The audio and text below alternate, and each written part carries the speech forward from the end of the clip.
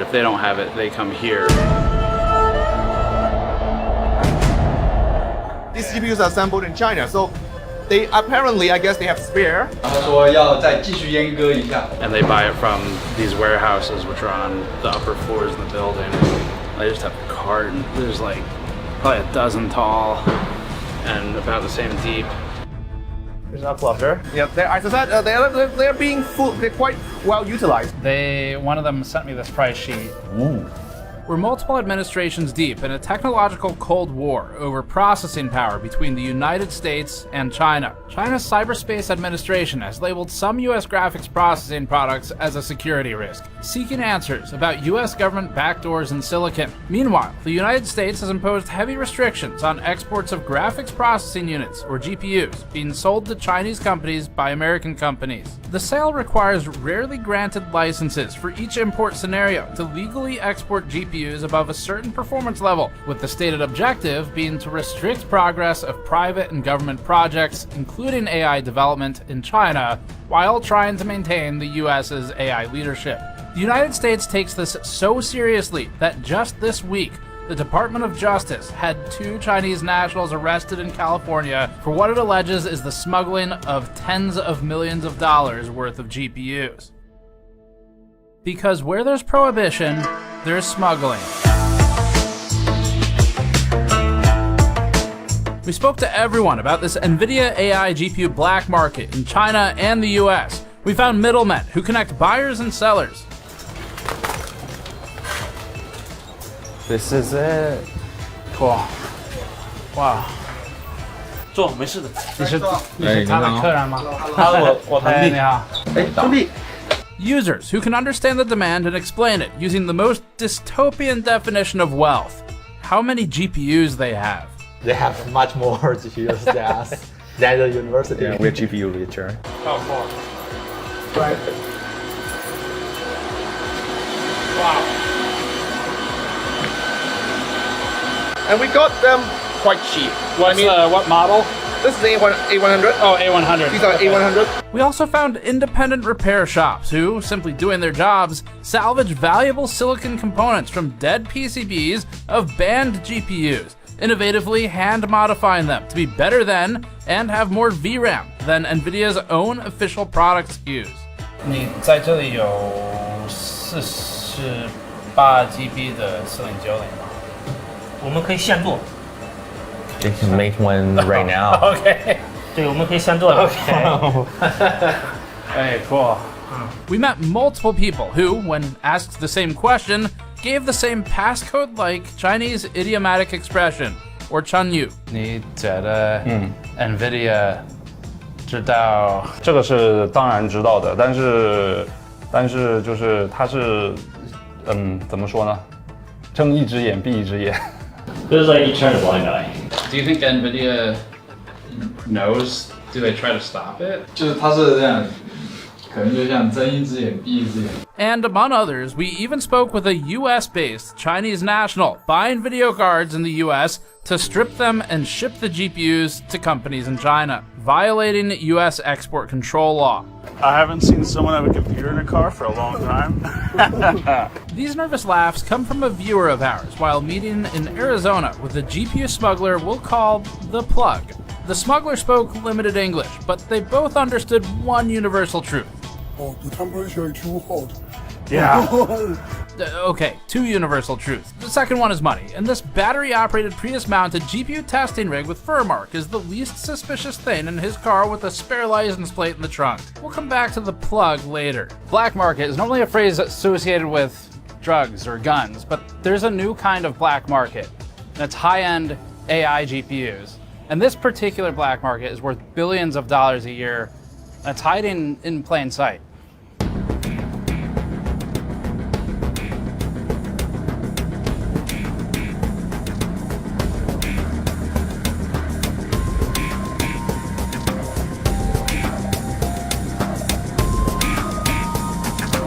This is Hong Kong.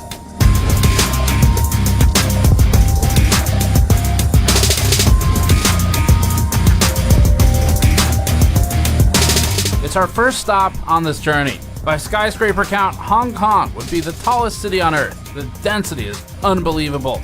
We spent a few days here for this story, wandering markets and meeting sources.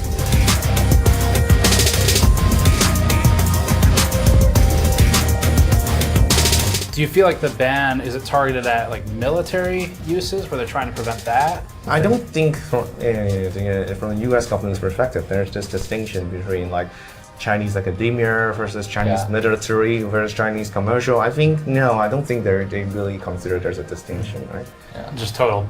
Yeah, but very general ban. Yeah. So these GPUs are almost certainly moved one at a time, right? So it's very hard to get like a full XGX system, right? Oh, so the 90 normally comes from Australia and Taiwan. Yeah. And that's why we're here to learn what the demand drivers are for these GPUs, how they get into China, and more about the illicit side of the GPU smuggling business.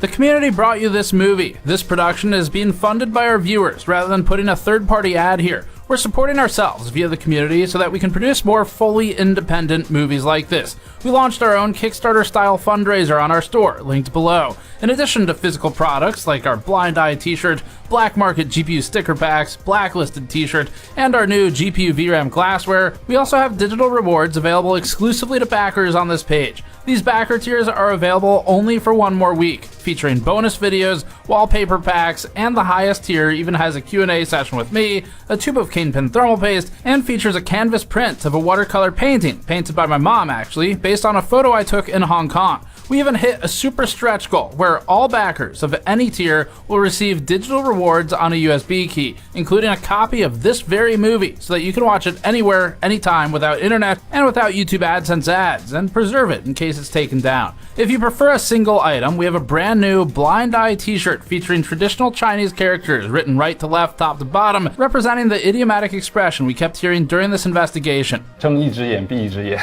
The shirt features a cyberpunk dystopian-style open eye with a camera as the iris. Our fundraiser's already hit several stretch goals, and because it's brought in so much, we're gonna release even more black market backer exclusive videos that you'll get shortly for backing this project. All of these items will ship throughout September and October as we bring them in, so place your orders now to get them when they go out. The link is below.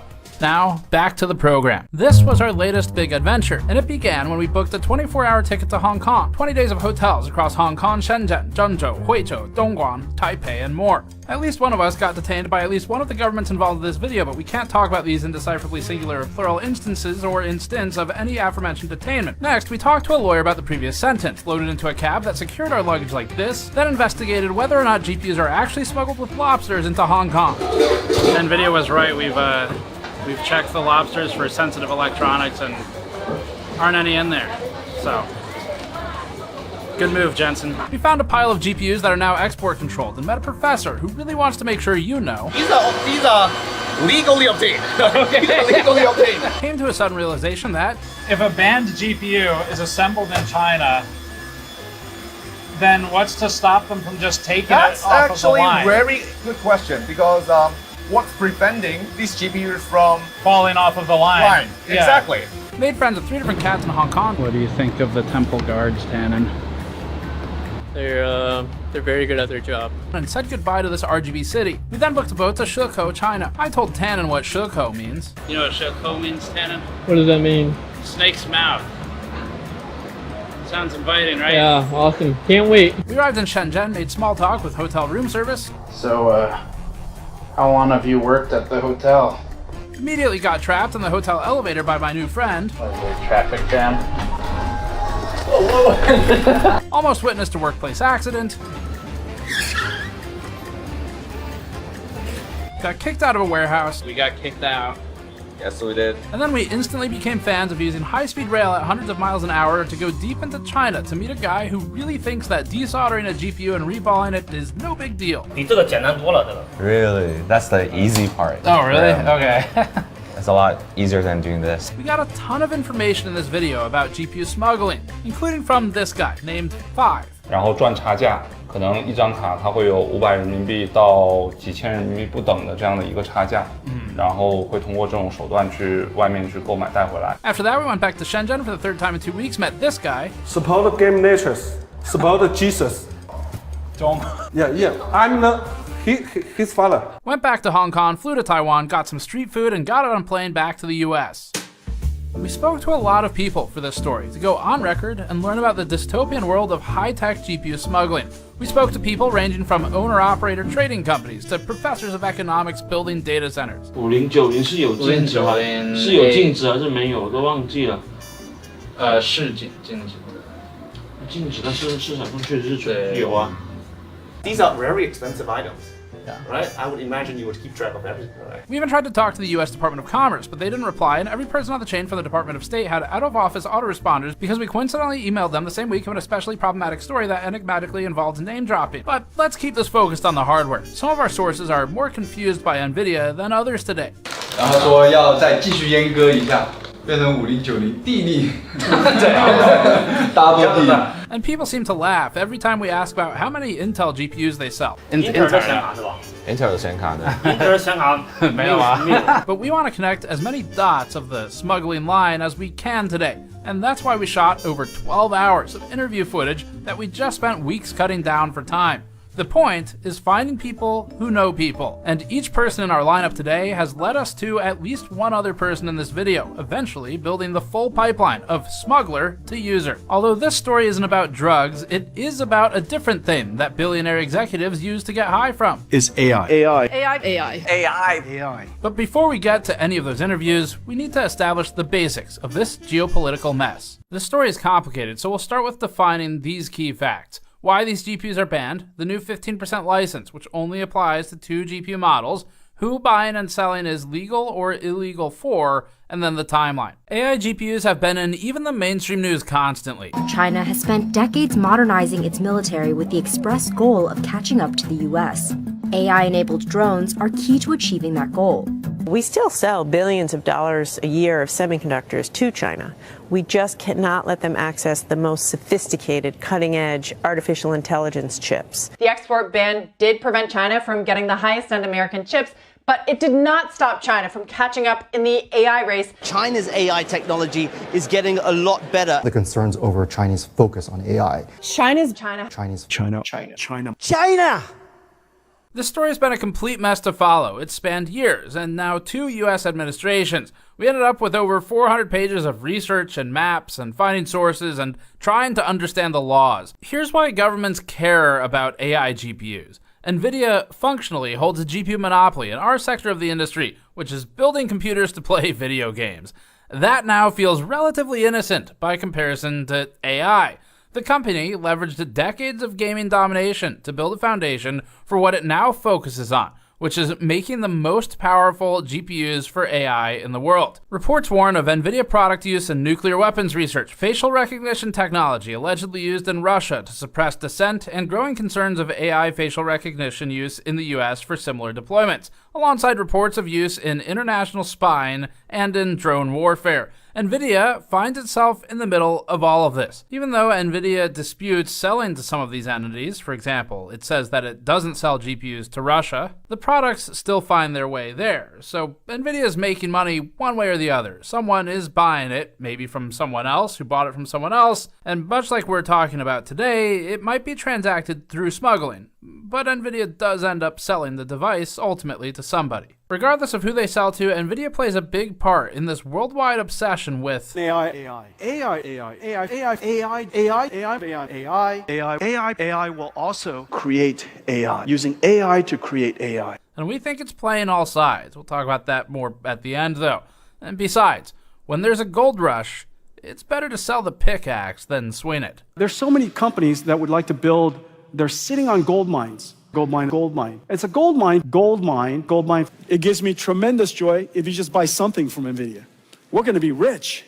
Although the US doesn't talk too much about its own use of AI, it spends a lot of time talking about China's. These semiconductors are unbelievably powerful, and we can't let them get into the wrong hands. We want the most other countries using our technology because, again, it's a zero-sum game. The concern, of course, in Washington, and particularly amongst the Defense Department and the Pentagon, is that these chips and this hardware and software ends up with the People's Liberation Army, the Chinese military, and will help them accelerate in terms of innovations on that front. The restrictions are really on advanced semiconductors that could have potential military applications, and the goal is really to sort of choke China's AI sector and its broader AI ambitions. The US restricts Nvidia's GPUs through export control rules that ban the sale of certain GPUs into China. That means the sale of GPUs by American companies or companies which want to transact business in America to companies that are in China or the Chinese government itself. Some examples of export controlled GPUs include gaming GPUs like the RTX 5090 and the RTX 4090, which are useful in AI applications, mostly for their high VRAM capacity. It also includes specific data center and AI GPUs like the A100, H100, H200, and B100, with the letter being the signifier for the architecture,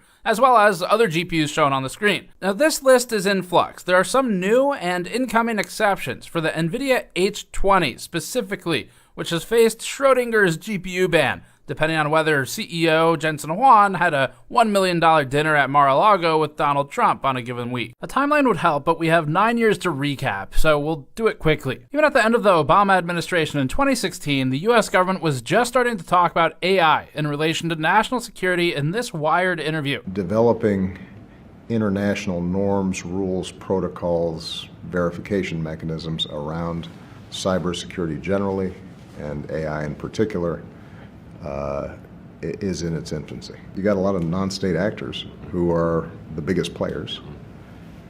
Part of the problem is that identifying who's doing what is much more difficult. Yeah, if you're building a bunch of ICBMs, we see them. If somebody's sitting at a keyboard, we don't. And so we've begun this conversation. A lot of the conversation right now is not at the level of dealing with real sophisticated AI, but has more to do with essentially states establishing norms about how they use their cyber capability. Who are you more afraid of, Big Brother and the state, or the guy who's trying to empty out your bank account? Part of the reason that's so difficult is that if we're going to police this Wild West, whether it's the internet or AI or any of these other areas, then by definition, the government's got to have capabilities. If it's got capabilities, then they're subject to abuse. And at a time when there's been a lot of mistrust built up about government, that makes it difficult. Those were the early days. The first Trump administration started a commission advising Congress on maintaining AI leadership, including simply banning the sale of some advanced semiconductor equipment and chips to China. Several years of back and forth, a pandemic, an election, and ChatGPT's launch later, and the Biden administration took major action in 2022 by restricting exports to China, Hong Kong, and Macau. Nvidia's Ampere architecture A100 and newer codename Hopper H100 GPUs and systems were all restricted. Nvidia shed tears for $400 million worth of lost sales as a result, and it was especially sad when many of its export-compliant alternatives to these also got banned, like its newly created A800, H800, and L40S, in addition to Nvidia's RTX 4090 gaming card.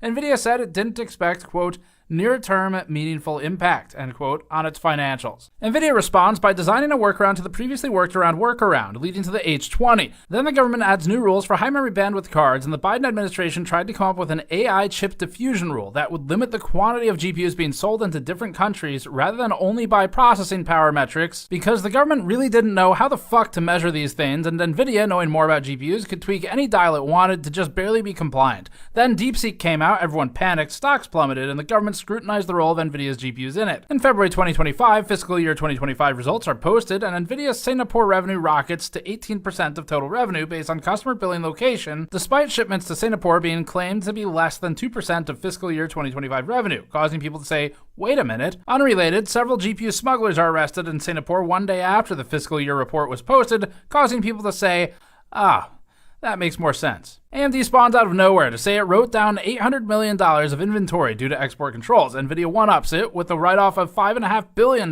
May 2025, Trump implements wide-sweeping tariffs and rescinds the Biden chip diffusion rule that would have limited how many AI GPUs Jensen could sell to other countries. Jensen says, It's just an incredible vision. I think this is going to be a transformative idea for the next century for us. These two initiatives are completely visionary, and it's going to be transformative for America. The H20 GPU that was created to comply with the rules was still okay. Then Jensen had dinner with Trump at Mar-a-Lago for $1 million. Then the H20 got banned.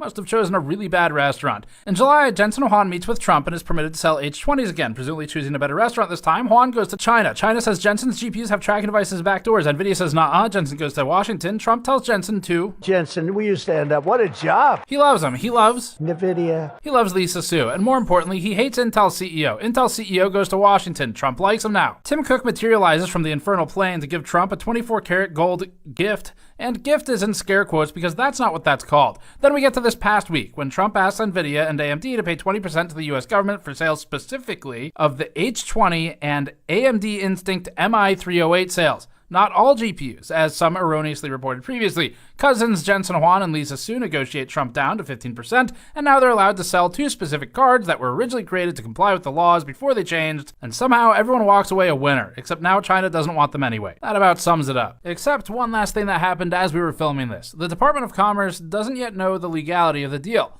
with Tom's Hardware highlighting legal expert arguments over Article 1, Section 9 of the Constitution. It's not our area, so we'll move along from it, but just know that this is being publicly discussed still. If you want the full details with all of the in-between, that we did collect it, there will be a massive timeline article on the website. We'll link that below when it's up within a couple days. There was also recent news about a 15% revenue share between Nvidia and AMD with the United States government for sale of some AI GPUs. This is an old chip that China already has. And I deal with Jensen, who's a great guy, and Nvidia. The chip that we're talking about, the H20, it's an old chip. China already has it in a different form, different name, but they have it. Or they have a combination of two will make up for it and even then some. But the H20 is obsolete. You know, it's one of those things, but it still has a market. So I said, listen, I want 20%. If I'm going to approve this for you, for the country, for our country, for the U.S. I don't want it myself. You know, every time I say like 747, I want, yeah, for the Air Force. So I just wanted, so when I say I want 20, I want for the country. I only care about the country. I don't care about myself. And he said, would you make it 15? So we negotiate a little deal. So he's selling a essentially old chip that Huawei has a similar chip, a chip that does the same thing. And I said, good, if I'm going to give it to you, because they have a, they have a stopper, what we call a stopper, not allowed to do it. It's really known as a restrictive covenant. If you were to only read the headlines, you might think this applies to all GPUs and that the ban is over. And then you might think that a market in China, or in the US's eyes, an illegal market in China, would cease to be so illegal. That's not the case. So I released them only from the H20. This new 15% revenue share would, if it's legal, and they're not sure yet, allow Nvidia to specifically sell the Nvidia H20 GPU to approved Chinese entities. They likely can't be on the entity list.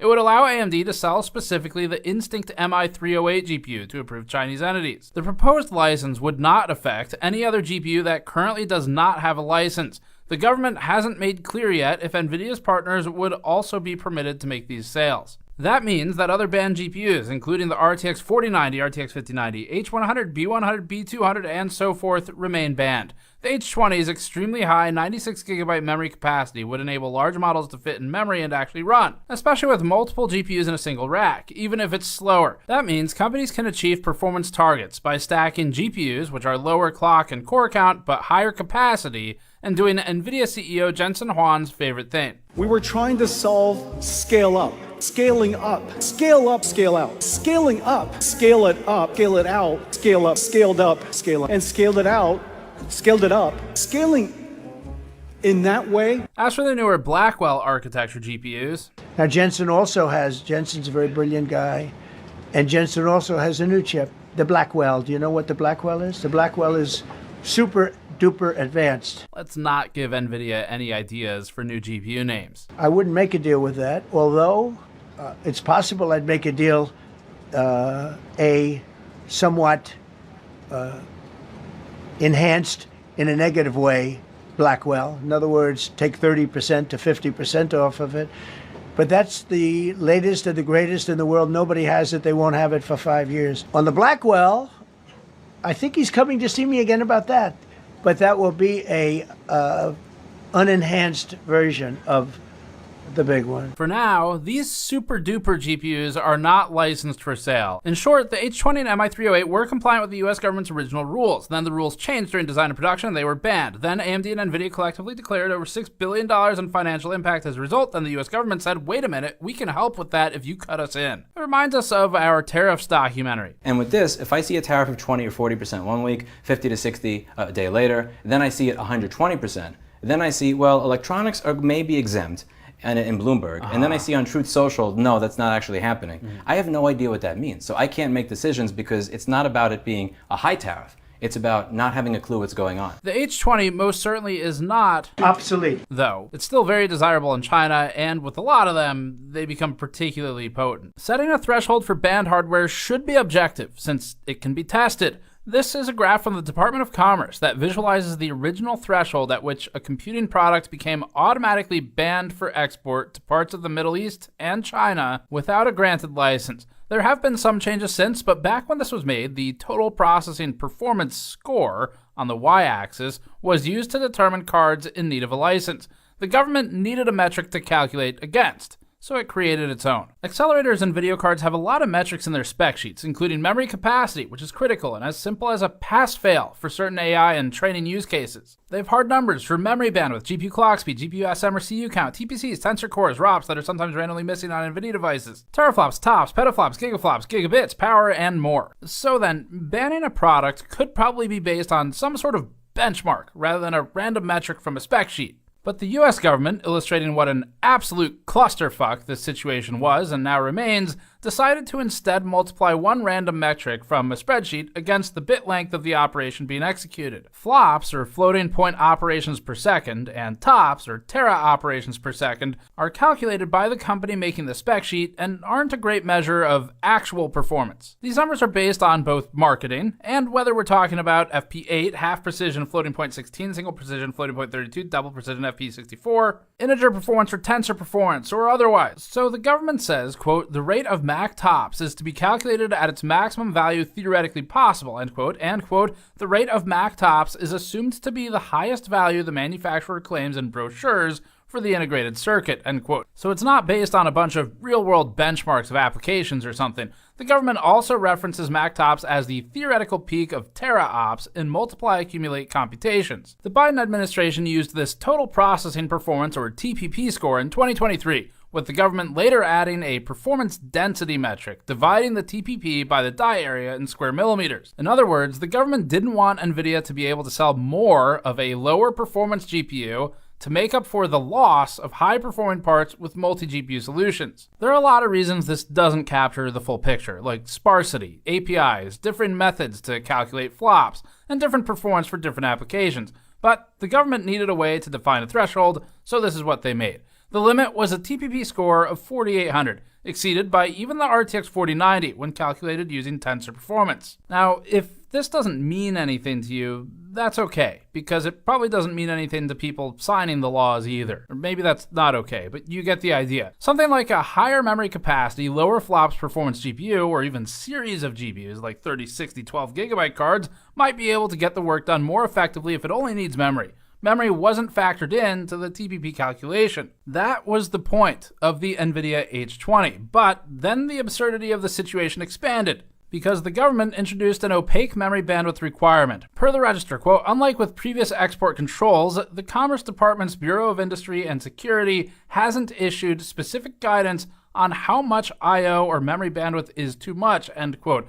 but they did decide that there would be a limit. So to recap, it seems like across 2 administrations, the United States is creating formulas based upon numerical calculations, and then when Nvidia and AMD tweak the numbers to fit within that box, it's retconning those rules in a guess and check process. We spoke to a lot of people in this piece, and it's multilingual, which made it complicated. In order of appearance today, the discussions come from Dr. Vinci Chao, senior lecturer in the Department of Economics at the Chinese University of Hong Kong, responsible for building his department's machine learning servers and sourcing the GPUs from middlemen suppliers. Dr. Zihao Fu, a research assistant professor at the Chinese University of Hong Kong and an affiliated lecturer at the University of Cambridge. Zihao specializes in both computer science and linguistics. Various retail workers at computer markets in Hong Kong to get a ground-level understanding. Joe, the creative director of product at video card manufacturer Yeston, who worked with us for a separate piece, not this one, but he showed us his factories and suppliers, so we've included clips here as we relied on those tours for an understanding of how GPUs are brought into China for assembly on PCBs. An anonymous seller who goes by the pseudonym of Silver, based in Shenzhen, Bao'an, and managing a warehouse in Hong Kong that receives and processes smuggled GPUs. Vincent, a resourceful fence who lives next to the warehousing and markets filled with GPUs and accelerators. He buys and sells these devices in Shenzhen, Huaqiangbei, and his job is to know people. In addition to Vincent's cousin, the Fixer's Fixer. If someone needs a component to fix a broken video card or to build a new one, they go to people like him to get integrated circuits. Mr. 5, a Bilibili hardware reviewer with a specialized focus on thermal solutions. Like us, Mr. 5 has had run-ins with Nvidia that have ended in a soured relationship over disputes regarding independent reviews and editorial independence. Zhang Ge, a renowned Bilibili uploader, basically a YouTuber in China, who runs a video card repair shop in Zhengzhou. In addition to repairs, he regularly gets large orders from customers asking him to build them custom, unofficial, higher VRAM capacity NVIDIA GPUs for large language model tasks. Companies in Singapore and Taiwan who act as intermediaries between NVIDIA, NVIDIA's partners, and companies in China. The Singaporean and Taiwanese companies are able to bring banned GPUs and servers into their own warehouses and resell them to Chinese companies, skirting export controls. We're unable to disclose their identities because there would be punishment from multiple governments and NVIDIA. The Plug, a US-based Chinese citizen who drives around the country buying hardware from American end users and resells it to companies in China and Hong Kong. And finally, a special thanks to our translator Raymond Wu of the Black Soda Agency in Taiwan. Here's the pipeline. If a GPU doesn't fall off the back of a truck in China after it was assembled, or if it isn't a QC defect that disappears from the scrap pile, it may instead have been moved by ants to get to China. Mayi Banjia is a linear pipeline. Each ant in the fire line serves a specific role. It'll help to name those roles to keep everything straight. Here's what we came up with. The source has access to GPUs. This could be as innocent as you unknowingly selling your card on Facebook Marketplace to the Plug. The Plug is responsible for acquiring from the original source and reselling the hardware to the China-based distributors. In between, there's a mule. Sometimes this is the Plug himself doing a trip home. We learned that overseas students also regularly return with what are feasibly defended as personal GPUs that they bought at Best Buy and then may get resold for markup and profit. In either case, the mule gets the GPU into the country either by shipping it without interception or by hand carrying it. Next is the middleman, receiving the GPUs and often interfacing with or managing the warehouses that store the cards. The middleman buys from multiple plugs, including factories that get rid of rejects with fixable or unimportant QC defects, then sells those devices to more localized distributors. That's when we get to the fence, who buys and sells GPUs between middlemen and warehouses to end users in China. Then we have who we're calling the fixer, except this time it's literal. The fixer is an optional step that may involve soldering and modifying a GPU to improve it beyond its original specification and make it more marketable for domestic AI uses. They might also just fix QC defects from factories. Finally, we have the user. This is self-explanatory. The user is the demand driver, and oftentimes, large enterprises want dozens or hundreds of GPUs or more, while smaller users, like the university, may just want individual units or small batches. With everyone's role named, let's continue. And now, we start our journey. First stop, Hong Kong.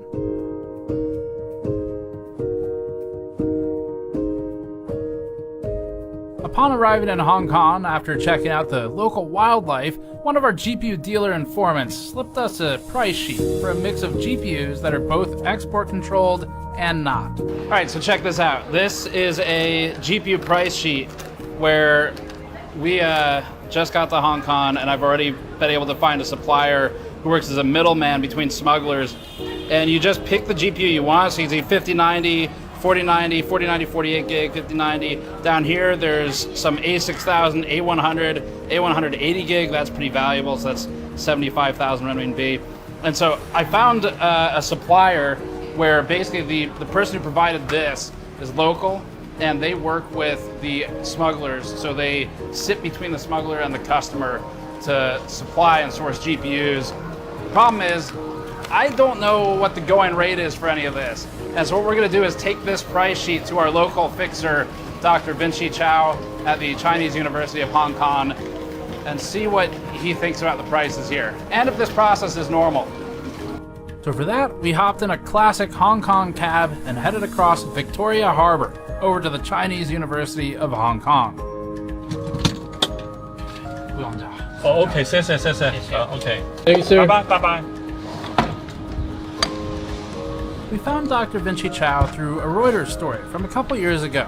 Vinci works in the economics department at the university, and he's responsible for having built many of the servers and machine learning systems that are in use daily.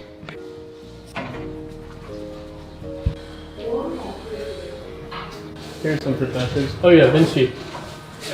He has a whole blog detailing his process, including the difficulty of sourcing components and the ease with fixing problems when so close to Shenzhen, such as having custom PCIe riser cables built and basically done the same day. Dr. Vinci Chow is the right person to start us off with this story and educate us on where to go next. We're here to learn the user's perspective, because before there could be any kind of market for it, there has to be demand. And that is what the university and organizations like it generate.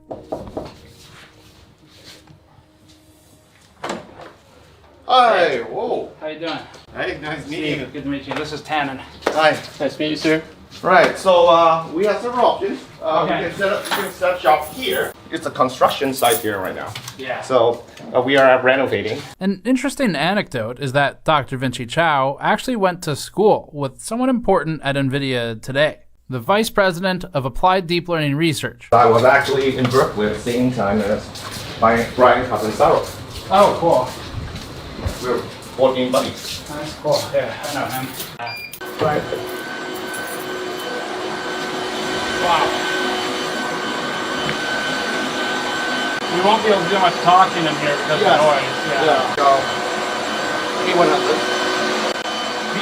These are legally obtained. Okay. These are legally obtained. We got it actually very interesting because we got these, I think, right before the ban.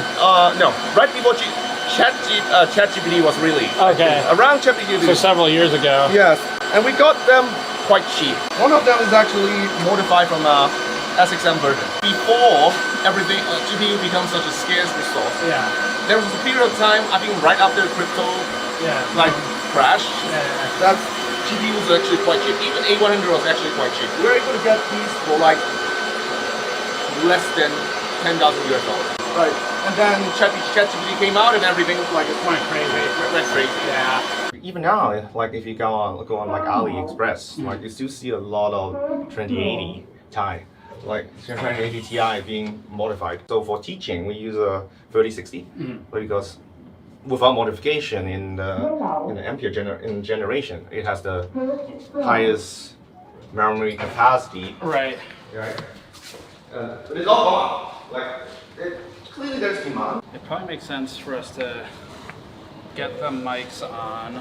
Because of the way we shot this, you get to see something you don't normally get to see in our stories, which is all of the conversation leading up to formally filming. Sometimes there's more interesting information when we're just spitballing. Like I guess even universities have become more secretive, right? In the past, universities were very open, right, in terms of what we're doing, what we are capable of. These days, I think there are second thoughts. Some researchers might not want to be being so open. Yeah, the collateral damage is an interesting right. And topic.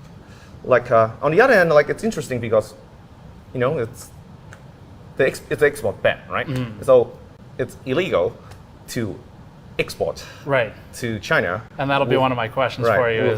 Without permit, right? But then it's completely legal on our side, right? There's nothing that says that you cannot buy high-end GPU, right? So from our end, as long as we follow all relevant procedures, right? There's absolutely nothing illegal for us over here to buy these GPUs, right? So that makes it for a very interesting environment. Yeah. So you have, because if you look at the university documents, right? I think you will be able to find obviously these universities have been purchasing GPUs, right? It's completely legal over on our side, right? Yet this is clearly not supposed to happen, right? From the perspective of the U.S. government, right? So I guess for universities, once again it depends a lot on how committed, a particular researcher or particular unit is when it comes to acquiring GPUs, right? I mean, if you pay enough, supply is there, right? Maybe not if you want to build like a super cluster, right? For research, most researchers are talking about 1 or 2 GPUs, right? And if they have the funding, then it's possible to obtain that. So it's just everything is more expensive. That makes sense. I'm in the Department of Economics, which is kind of interesting, I guess, for someone in the Department of Economics to talk about GPUs. But we started building our own cluster during the COVID, right? Well, not just we, but you specifically. Well, me, all right. Yeah. So I'm responsible for that. So it's we because the department has to fund it. Right. Right. So I am the one who plans these things out, but the department funds it. I started building my own desktop computers back when I was in high school. Cool. Right. Hong Kong is a small place, right? I guess we'll visit that later on. But in Hong Kong, you can actually physically visit computer malls where you can just pick whatever parts you want. And then during COVID, then we had this idea. Then we probably have to try to provide remote access to computing power. The first GPUs we have was 1080 that we obtained from the computer malls, $500 each. Back then I was thinking that's so expensive, $500 for a GPU. If you were to ask one of the local supplier, how much, let's say H200 is going to cost, it's going to be about 30K. US. 30K US. There's a big premium for data center GPUs, right? So even if you obtain an aging A100, that's still going to be almost 20K US. Is anything from Blackwell over here yet? No. Not yet? Not yet. It's illegal for a company like Nvidia to sell them into China. Right. But not for anybody here to buy them. Yes. I messaged some sellers on Alibaba. Right. And one of them sent me this price sheet. Ooh. Tell me, what do you make this? Do you have any H200s in your servers? Well, we want some. Okay. We want some. I can connect you to the supplier. We want some, right? We want. So what like that? After tax, they want $213,000. What is that in US? Let's see. So that is $29,700 US. That's about I think the right. I don't know what MSRP is, or if they even have one.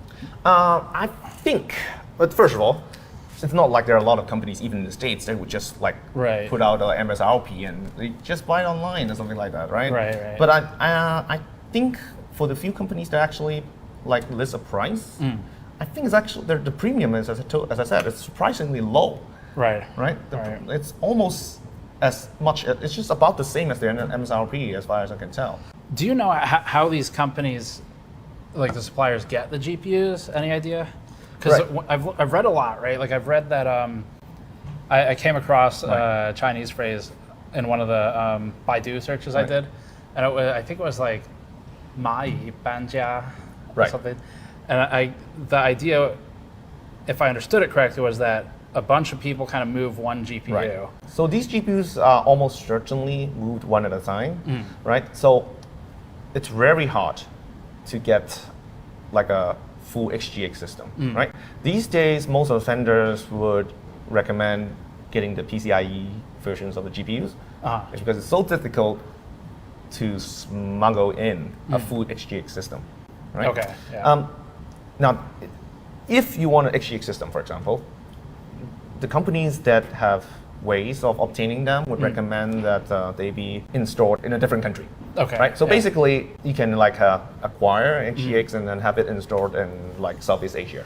Okay. Right? So meaning. Right. It would actually physically locate it somewhere else, and then you remote into it. Right. Okay. That's what they would recommend if you want that. If you actually want it on premise, right? If you want it here, then almost every one of them would recommend that you just get the PCIe version. Okay. So that probably just because it's easier. It's easier. When you put in an order to buy something, is it already guaranteed here at that point, or do they have to get it?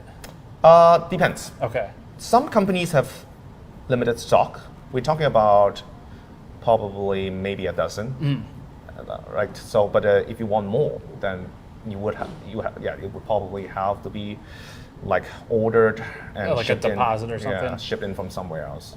Any idea what happens if they get caught? I mean, to your money, you know, like. Well, we don't pay. Okay. Until we have to pay deposit, right? But then I presume if they cannot deliver, you maybe get it back. We will be able to get it back locally, since I mean, we're not doing anything illegal, so we can just go to the court and suit them. And do the local governments even care? I mean, like, because I guess that was one of the things that was unclear to me, where if it leaves the U.S., like let's just say, as an example, if Nvidia decides, you know what, we're just going to ship it straight from Santa Clara, California to Shenzhen or something, you know, that would be a problem. Right. But on the receiving side, do they care? You know, does like Hong Kong I would say the receive. Well, I would say no. That we don't. We probably don't care. Like, I don't think the government is going to obtain these GPUs now that there's an export ban. I don't think they're going to do that. In Hong Kong, we have like basically the government essentially funded 2 H800 Superport, but they are both legally obtained right before the ban. So, and since then, there hasn't been any news that they're going to expand their capacity. So I would say the government probably not going to do it itself. I guess the only thing they care about is if someone brings it in, they pay the import taxes. Well, but there's no import tax in Hong Kong. We are free trade port. Okay. You can pretty much bring whatever you want, except normal things like firearms. Like you can't do that, right? But otherwise, we are free trade port. So. Okay, that makes a lot more sense then. Because I think I read that Macau is the same. Right. Maybe free trade port. Free trade port. Yeah. Okay. Interesting. But I'm pretty sure these GPUs don't go straight from the US to Hong Kong. Right. They would go through. They probably go through some Sanguo, some third party country somewhere you can actually legally export those GPUs to. Singapore comes up a lot. Singapore comes up. Malaysia is another place that comes up. Right. Have you heard of? I saw a story from The Economist actually, where they said now there's. Like they referred to it as, I think, data smuggling. Right. They're talking about bringing data from countries with the export ban to Singapore to have it processed locally. Right. So I think it's similar to what some of these companies have offered us for consideration. Is that given how hard it is to bring in a large system, it's actually easier either to fund a system in Malaysia or Singapore, or you just rent capacity there, and then just remote access, right? Yeah. I mean, I guess the reason why you actually have to take physical hard drives back and forth is due to the size of the data. Right. It's going to be hard to transfer data remotely, but otherwise the idea is the same, right? Given that you cannot bring the system in, just have it somewhere you can access. How you doing? Steve. Hi, I'm Steve. I'm Zihao. Good to meet you. Yeah, good to meet you. What department are you in? I'm currently working in the linguistic department. Okay. So my focus is still doing some programming and running on GPU. Previous, my background is computer science. So I need a lot of GPUs. Right. So you've already got the computer science background, but then... Yeah. I got a computer science background in this university, Do you have your own server cluster? Is it separate from the econ? I think they have the best one. Okay. Theirs is the best one in this university. So who built the one for the arts department? Actually, we use the university's GPU. So university have a central GPU, and everyone can use that. If you buy some GPU and they can help you to manage that GPU. Okay. So that's how we are using. But I believe they have much more GPUs than us, than the university. Yeah, we're GPU richer. Right, right. GPU rich. Yeah. Yeah. What are the things you guys use them for normally? Just the training and inference large language models. Okay. Like for me, my research is about large language model. Yeah. So if you want to train a model, teach the language model to gain more knowledge, you need to fine tune. And before that, maybe a few years ago, we just train from scratch. But now it's not that popular. But we still need GPU to fine-tune models. Okay. So this is why we need that. What are the common uses for the models themselves? Like, do students use them for research, or what's the? Yeah, if you are in the university, so mainly for research. Okay. So currently, because a large language model can do a lot of things, a lot of research department will focus on using that. So a lot of research will be focused on how can large language model help them. For example, like cleaning the data and doing some basic inference, or just imitate human to do some research. Okay. Something like this. So it will be Do you guys ever end up working with each other? No, we Not haven't. really. Well, we are, our two faculties are in talk of collaboration. But as you said, like a lot of demand really coming from researchers that are using these models for things like processing large amount of text data, right? Right. So, like in the past, what we would do is that these researchers would hire junior research assistants to go through text data manually. And it's a very expensive and slow process, right? These days, all you have to do is to feed the text data to OMs. And that really drives an explosive growth in demand for these LLMs. And because neither OpenAI nor Anthropic is interested in serving Hong Kong, which is part of China, right? So that means that there's a lot of demand for on-prem solution. What so in linguistics, do you use it for?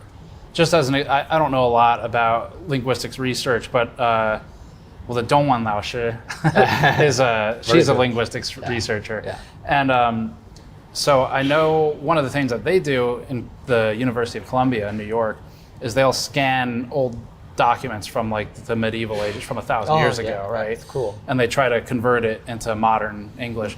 So what kinds of research, I guess, to give me a better idea? First one, if you want to do research on linguistics, you will be very interested in what the language model, how the language model are thinking, right? Okay, yeah. So we try to explain what happened inside the language model. And another research direction maybe is just use language model to processing the data. For example, you want to know how the children learn the language. Okay. Children learn bilingual or many languages. So how they do it. So you can use the language model to imitate the learning procedure. So this is one of the possible directions. So cool. there will be a lot of things to do. Yeah. What kinds of GPUs do you guys use? Currently for our group, we have L40, I guess. Yeah. Okay. With 40 GB memory, maybe I forgot. Sometimes we have a 6000 and then some gaming GPUs, RTX series. Right. Yeah. The gaming GPU is much faster, actually. Is it really? Okay. Do you have any like 5090s yet, or 4090s? I have used the 4090, but not 5090. I think memory is the most important part for researchers, because if it's running slow, then you can wait for 1 day or 2 days. It doesn't matter. But if the memory is small, then you cannot do anything. You cannot put your model inside the GPU. It just doesn't run at all. Yeah. So I need larger memory. So the speed is okay. I think currently is fine. Do you guys ever get bottlenecked by the availability of the systems? Well, it does happen, right? So, like, as much GPUs as we have, we're talking, well, we have like 30, something like 30 top-of-the-line GPUs. Yeah. If we want to load, say, DeepSeek R1, right, that takes probably 16. right? Okay. That's half our capacity. Right. And if someone, like one of our teachers, or what would say, I need DeepSeek R1 for 2 months, Right. then it would take a bit of planning, because we would have to see if we can balance the need of other users. It's not going to be enough if you want state-of-the-art model, given how big these state-of-the-art models are. I think all researchers would love to scale up what we do, but the reality is it might not be possible to get the hardware to support what we want to do. If you had, and I know you don't, but if you had unlimited budget, right? Would you be able to get as many GPUs as you want, or is there still a supply constraint? You know, So, like in terms of buying. Let's just say GPUs. somehow we obtain like, I don't know, millions of dollars Right. of funding, right? Right. Even if the university is providing that, right? There's still the problem of the export ban, right? Before the export ban, it can be done, right? There's another university, local university, HKUST. They obtained a full H800 superport, at a considerable cost. But the university was able to fund it, and they managed to just get it right before the ban, right? So that's like kind of a once in a lifetime opportunity right now, right? From today's perspective, Right. And they did it, and they benefit from it. Their researchers get a full 400 GPU cluster to work with, right? It's university-wide, centrally funded, right? Right. In CUHK, it's just not something we can do right now, right? I think in CUHK it's managed by each group. Right. I believe the Yeah, it's computer very- department here- also have a very big one. Yes, so here, that's our university. It's a bit decentralized. So, part of the problem, as I've mentioned, is the fact that with the export ban, departments are not necessarily willing to publicly list their computing capabilities. I think the next thing we should probably check out the server. Well, in the university, the working language is English and then Mandarin. Right. Okay. The university's name, I think. Oh, that's okay. The That's Chinese one. and we have to clarify, because people always come with this question. The Chinese University of Hong Kong. 中文嘛。香港中文大学. We teach in English. Okay. Chinese means Chinese culture, Okay. Chinese heritage, not Chinese language. Okay. Right? That's what a lot of the exchange students was confused about. Right. They thought like we teach in Chinese. No, we teach in English. Okay, interesting. So this is your super cool. cluster. Here's our cluster. Have you seen it before? In some other places. Oh, but never his. Yeah, never here. Cool. Yeah, never in Hong Kong. Yeah, as I said, they're being they're quite well utilized. This is actually not part of the cluster. This is our non-cluster stuff like web server and stuff. But so these two racks are the cluster. Did you have to do anything special for the air conditioning? So I mean, as I said, this is kind of like clandestine, right? The thing is, these GPUs are very hot, right? A single 8 GPU system can put out like 4,000 watts. Oh, okay. Right? So it's like two hair dryers. So when you say a single 8 GPU system, how many does each rack or each blade have in it? So like a 4U unit these days, like these ones, like this one, like and this one, these ones, these are all 8 GPU systems. Okay. Right. So for you, is each of these all different configurations? So now our cluster was built up over like almost 5 years, right? So that's why we have some really old systems that come from 5 years ago, and we just keep adding things. That's a bit different from, let's say, full superport, which is purchased in one go. Then everything will be the same. Right. Right. Here we just keep adding capacity and just leave the old components until they gradually not work. Until they're not useful anymore. They're not useful anymore. Right. Did you have to do special power design, power delivery, cooling? Yes. You cannot just plug these GPUs into a wall socket. It would blow the fuse immediately. So we need two three-phase. We have two three-phase power specially installed in this room. So they have these massive plugs for power. There's one there, and then there's one over here. And then you can actually see they're running flex ductwork. And you can see it shaking at the bottom of that one in the back, where it's actually shaking because it's pulling in all of the exhaust from the servers. And they're piping that up So I think that's the return. That might be the front side. We'll take a look, but they're basically circulating it with the flex ductwork. Crazy. And that looks like maybe more, I think that's more AC going up to the mini split up top. I guess how many, A100s or H100s? Right, we have something like 30 A100 class GPUs, and then we have a bunch of like 3090s, 3060s, right? So in total, we're talking about 50 or 60 GPUs. Okay. Right. So yeah, but the top of the line GPUs are for teachers. What are the 60 class cards for? Like 3060s? Teaching. Example? Just teaching. Teaching. Wow. It's for teaching. So we have these undergraduate machine learning courses, and we let students load hugging face models. These 3060s are for them. We don't want them to occupy the A100. Right. So, and 3060s have 12 gigabyte of memory. That's right. That's more than enough to load some of the smaller The models. good ones have 12. They made another one. Right. We make sure we get the 12 ones. Right? Yeah. So yeah, that's sufficient for loading a small model that they can work on. Right. Does memory bandwidth matter a lot? It matters. So to better utilize the resources, we offer the options for each researcher to load their own model, but we have also this centralized, like our own local ChatGPT thing. We have used Open Web UI and with with VLM as the backend. Right. So we offer just this pre-set up system where we can serve like German, we can serve DeepSeek, and then when it comes to getting high throughput, bandwidth would matter. Because for the export control, the U.S. government does a calculation, right, for some amount of points. Like they made up a system.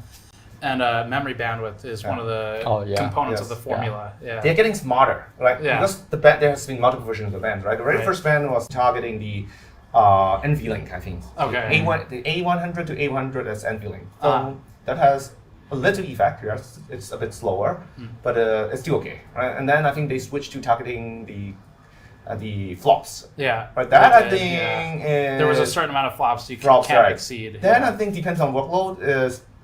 I think it didn't work as well as they might have hoped for because the H20s still sold really well. Well, I mean, that's what's so interesting about it is the government's, at least the U.S. government, hasn't really caught up to what these are, and so, that's true. So they don't know how to ban it, I feel like. So they just kind of pick a number. It's developing very fast, right? Because if you go back like 5 years ago, everyone probably would think that flops is a very important metric to consider. But it turns out when it comes to loading large models, what we all care about is how much memory, how much VRAM you have, right?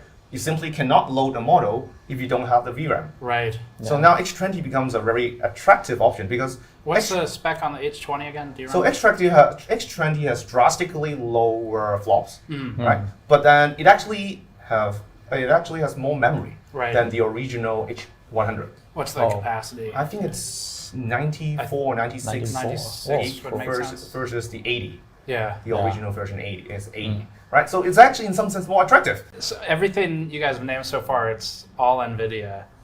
So are there any non-Nvidia GPUs like in the university cluster? I think currently I didn't say any non-Nvidia one. But I think it's promising, the AMD one. Currently, PyTorch also still support AMD one. I think in the future it will be another choice. The Instinct MI, AMD MI GPUs? I didn't remember What about Intel, because they just started making the B60s, is that interesting at all?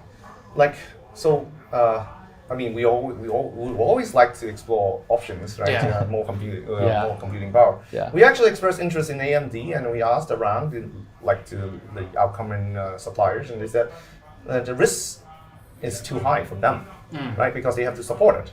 And they had, I think there's one supplier who told me they had tried to sell an Instinct GPU in the past, and then the customer returned it because they couldn't figure out how to make it work. Right. And then they realized that they don't really want to carry the risk of having a GPU that people are going to return. Don't know how to. So they would rather just not deal with. Do you know any AMD GPUs that also are export controlled? I think the Instinct line is also covered under the export ban, right? Yeah. I mean, I guess that's also part of the problem. If you're going to go through the hassle of smuggling something, you better smuggle something that people actually want. Right. Yeah. And well, is there any support for it, if it's a smuggled device and you have a problem, what happens? You know, right?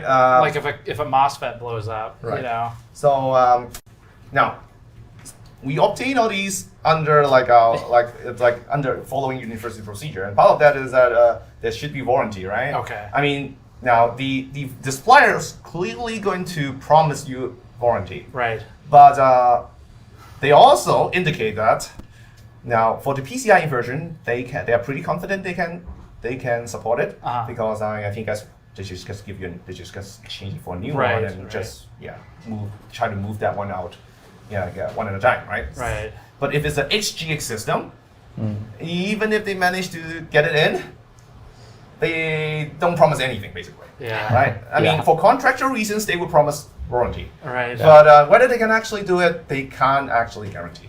Okay. Right.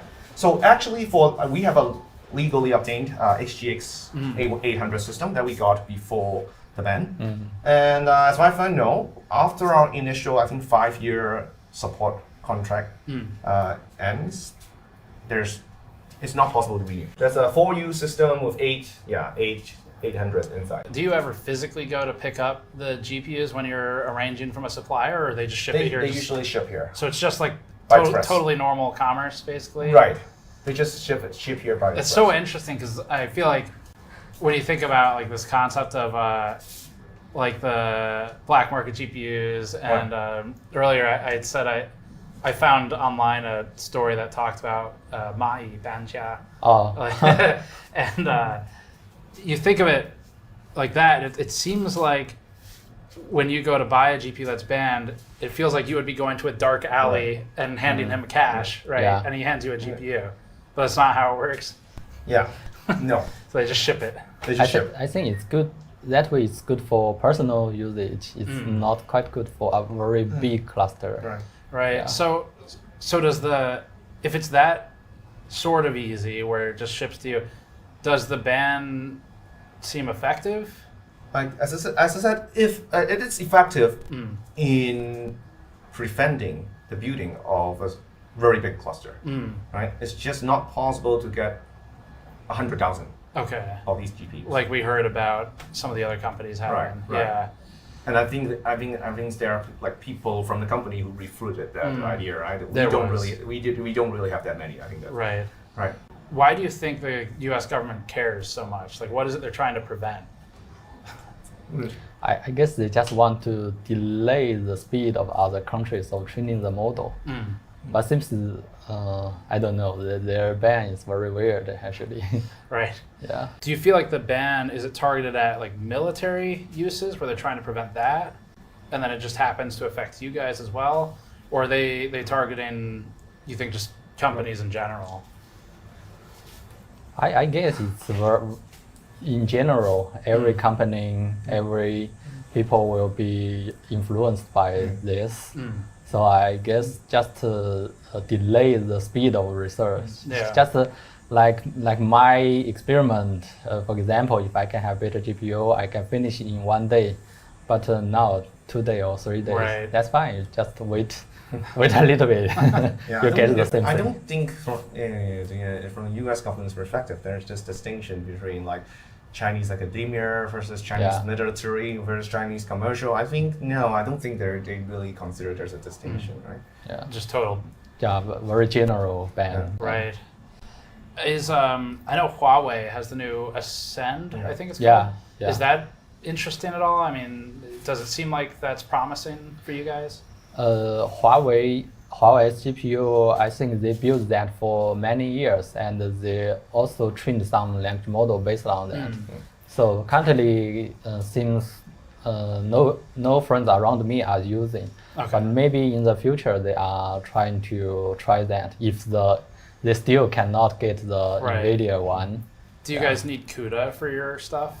Oh yeah, definitely. If you want to train the model, you need CUDA. Right. So I feel like we can still get by because we as I said, we're not really needing that many GPUs, right? Right. Yeah. So there's still enough supply Nvidia GPUs supply around for what we need. Right. Right. But if we want to scale up, then Nvidia is just not possible right now. So probably one way, eventually, like something like Huawei Ascendance would be. You said you have an interesting GPU that was modded, I guess? Yes. We have several GPUs, like as I said, like this is one of those like reference board. Yeah. And RTX 3090. Yeah. This is a 3090. This is a 3090. I think it's very Chinese specific, right? Yeah. I don't think you can actually. They were not popular in the US. You Yeah, could that- get them, but not many. Yeah. Because they're noisy. They're Yeah. really noisy. Yeah. And the only reason to get these is because you want like multiple of them. Yeah. Right. Packed closely together. They're designed for that purpose, right? So they have these kind of slots. One of these I think are like a normal, actual PCIe version of A100. And this one is actually a modded version, but they use the same casing. Okay. So this one is actually modded from a SXM version. So if you install it and take a look at the Nvidia system information, this one will show up just like it's shown as SXM. SXM. Okay. SXM. Right, but they look the same. This is actually a very interesting question because, as far as I understand, this is possible because these GPUs are assembled in China. These GPUs are assembled in China, so they apparently, I guess, they have spare casings, right? Well, so here's a question for you: if a banned GPU is assembled in China, then what's to stop them from just taking That's it off actually of the line? a very good question because, as far as I know, even the H200 seems to be assembled in China. Yeah. And I have no idea what's preventing these GPUs from falling off of the line. Yeah. Exactly. So, yeah. I don't understand how it works at all. How is the ban even going to? How is the ban is even working? Like the box of these GPUs clearly state they are manufactured in China. Right. Right. So I'm not sure how actually that works. I mean, because it's like Nvidia's not allowed to sell it to China, right? But they can make it here, China, and then the intent, I guess, is they ship it somewhere else, and then they can't ship it back. Right. But it just seems like if I'm the factory, it seems like there's a lot of money in. Right. So we had some QC defects, right? Right. So my guess is there must be spares. I don't know. Right. Spare SXM like modules, spare casings, and then somehow these spare parts just get assembled into a complete GPU and get sold. Yeah. So currently it seems like that this whole GPU manufacturing thing has the flavor of that. Yeah. Right. All these high-end GPUs are still manufactured in China, but they're not allowed to be sold in China. Yeah. And somehow the U.S. government thinks that's going to work, and somehow the Chinese government also allows that to happen. I have no idea how actually that whole thing works. Right. That's so strange. Because like the GPU silicon is made in TSMC, which is all over Taiwan mostly. Yeah. So they make it there, they ship it to the factory in China, I guess, and then an SMT line must populate the board. Right. One of the GPUs we have, one of the A100s we have, they're modded. I think one of the NVLink doesn't work. So my guess, the explanation is probably failed QC. Right. And then it just gets assembled and. Right. So, and so then you have 2 out of 3, I guess, NVLink? You just have, so it's just going to be slower. Right. Right. But for a bargain price. Yeah. Right. Is it cheaper than like a fully functioning? Yeah, like I think it was cheaper. Okay. It was cheaper. But doesn't make a difference if you're just using one GPU. Right. So it would be a bargain. Interesting. Yeah. Do you think Nvidia knows that all of this is happening? I would be surprised if they don't, right? Yeah. I would be surprised. Right? I would be really surprised if they don't. Right? These are very expensive items. Yeah. Right? I would imagine you would keep track of everything, right? Yeah. I don't know. Is that?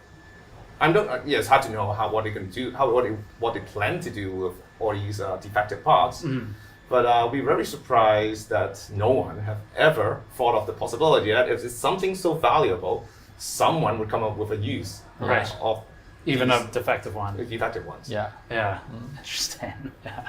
Yeah, like the AGPU servers. Like we could pull out one of them if you want to see what's. If it doesn't disrupt you, that would be great. One of them, and then we have another. Yeah. pull out one because it seems interesting. So this is one of our older ones. This is our older one because this one is not. It's basically assembled completely from like retail parts. Okay. Right. So this whole system is around when the time when ChatGPT came out, right? Yeah. So this is the time when everything you can get from AliExpress. Yeah. Like the case, right? So you bought all of this just on AliExpress? Yes, everything is from AliExpress. Everything from AliExpress. Cool. Like CPU, RAM. The part that's by far the hardest to get is the power supply. I saw you write about that in your blog. Right.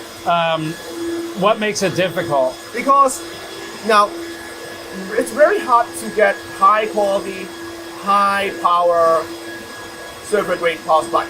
This like you need in order to support 4 A100, you need like 2000 watt power supply, and you need these kind of server grade redundant power supply, and there's just no demand in the from retail customers for these kind of GPUs, so for these kind of power supplies. So supply is slow. Right, if you buy this case, mostly they come with something like a 800 watt power supply. Yeah. And we need 2000. So that's the hardest part, right? To source. Is this a redundant power supply? Yes, it's a redundant power supply. Okay, so it's got a failover. The CPU, what are you using for this? This is a Epic 7763. That you can get from AliExpress, no problem. Okay. If you need to. And then the board is from ASRock. Yeah. Yeah. ASRock board. ASRock rack. Yeah. So it's like the server line of ASRock. It does have like 7 PCIe slot. But then in order to, because we need want infinite band network. Yeah. So we have these cables like specially made to the they're custom made. The length we need. Okay. Right. We need it to be this long, and to support the infinite band card. Is that that down there? Yeah. This is the like. So that's the infinite band card. Right. That's the 200. That's the HDR 200 GB card. Right. Card. Yeah. Is all of this stuff pretty high priority for the university at this point? Like on the, technology side, are they invested in the purchasing? I think the university is realizing how important it is, right? That's why we have this brainstorming session. Right. Yeah. I guess university will begin to buy more GPU and try to find some strategy to share with the whole staff members. Right. Yeah, it's a good sign. Cool. But it's just a start. Right. It's I think we would try to catch up quickly. Yeah. We try to catch up quickly. Very cool server room.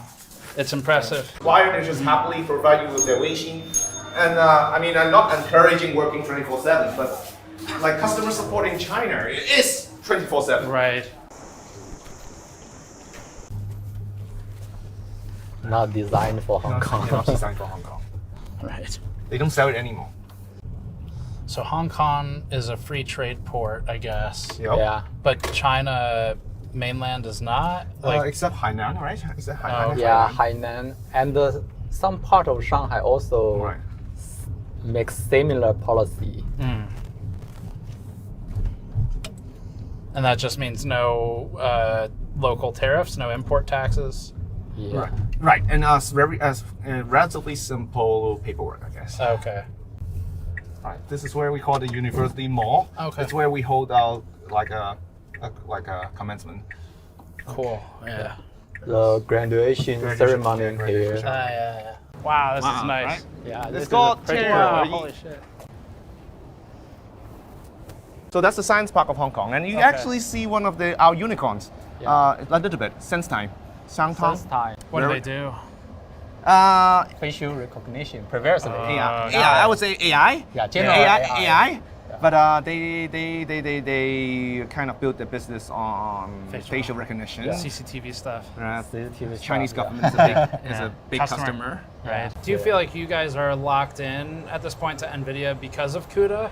Like, I guess to rephrase it, is there a difference in what matters more to you? The power of the hardware or the power of CUDA? Because both are very good. So I would imagine if someone put in enough effort so that non-NVIDIA hardware runs just as well as NVIDIA hardware in PyTorch, and then the VOM and stuff, then would not be too hard for us to switch. But I guess that's harder to do than to say, right? Because someone has to put in the effort to make the models run smooth. There has to be a good reason to switch. That part is hard. Yeah. Only problem is if you switch to other devices, you will have a lot of bugs. Right. Some bugs you cannot fix. You Right. need the whole community to help you. So this is a very slow procedure. Definitely the CUDA and the Nvidia is currently the best one you can choose. Right. After this discussion, Zihao parted ways, and Vinci brought us to one of his favorite tech spots in Hong Kong, the Golden Computer Center, and the outdoor tech flea market next to it. We actually have a whole separate video looking at some of these places.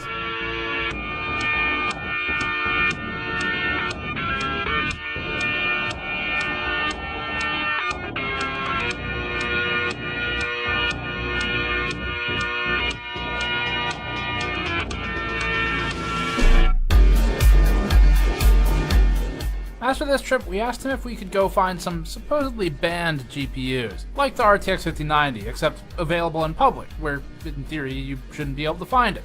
The hope was to find a shopkeeper with some ground level knowledge, or consumer level. Everyone wants Jensen's flavor. Do you still frequently go to the market? Not as often as before. Yeah. Right. So mostly because I've mostly switched to using server components, right? And you can't get these components in these markets. Our cluster is pretty much exclusively Epic, which is rare when we start building out 5 years ago. 5 years ago, there's probably still a lot of Intel. Right.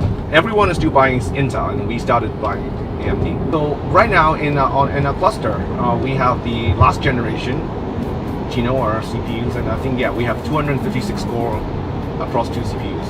My guess is these GPUs are probably smuggled in from from Southeast Asia. In that case, unless those countries try to enforce the ban. But I feel like most of them probably wouldn't really care. You know, it's not their ban. So. Right, it's not their ban, and why cross the Chinese? Right, that's a good point too. Yeah, I guess they've got 2 choices, right? Right, which is why Biden piss off America or piss off China. Right, well, that's why Biden had this idea where the Biden administration had this idea where you're gonna have to separate the world into different zones, and some zones are trusted and some are not. Right, but then this is scraped it, right? So now it's back to, I guess. Back to one by one. Yeah, back to one by one, right? And I haven't heard anything about the countries having to prove themselves to be trustworthy anymore.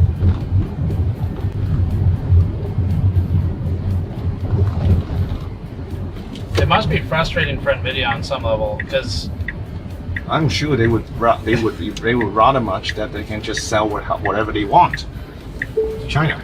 If they come up with a product that is in high demand, that means it's useful for AI.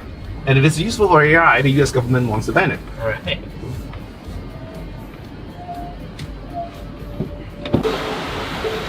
Do you think the export controls are having their desired effect?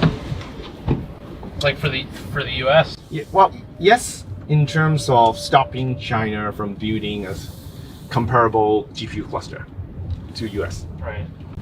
So it's really just about what you keep coming back to, which is if you want to buy thousands of them, it does make it a lot harder. Because I guess ideally, if you want to buy 10,000 GPUs, you probably buy it straight from Nvidia if you can. Yeah. Not even that many. Even if you're buying, like, say, 400. Okay. Right? Let's say a Superport. Right. Then the Nvidia is likely going to be directly involved. I do wonder. It seems like if you make it hard enough to get U.S. products, eventually you would think China would just dump its own resources into helping like a domestic, So, well, China is already doing that. Okay. Yes, Chinese companies trying very hard to come up with a competitive GPU.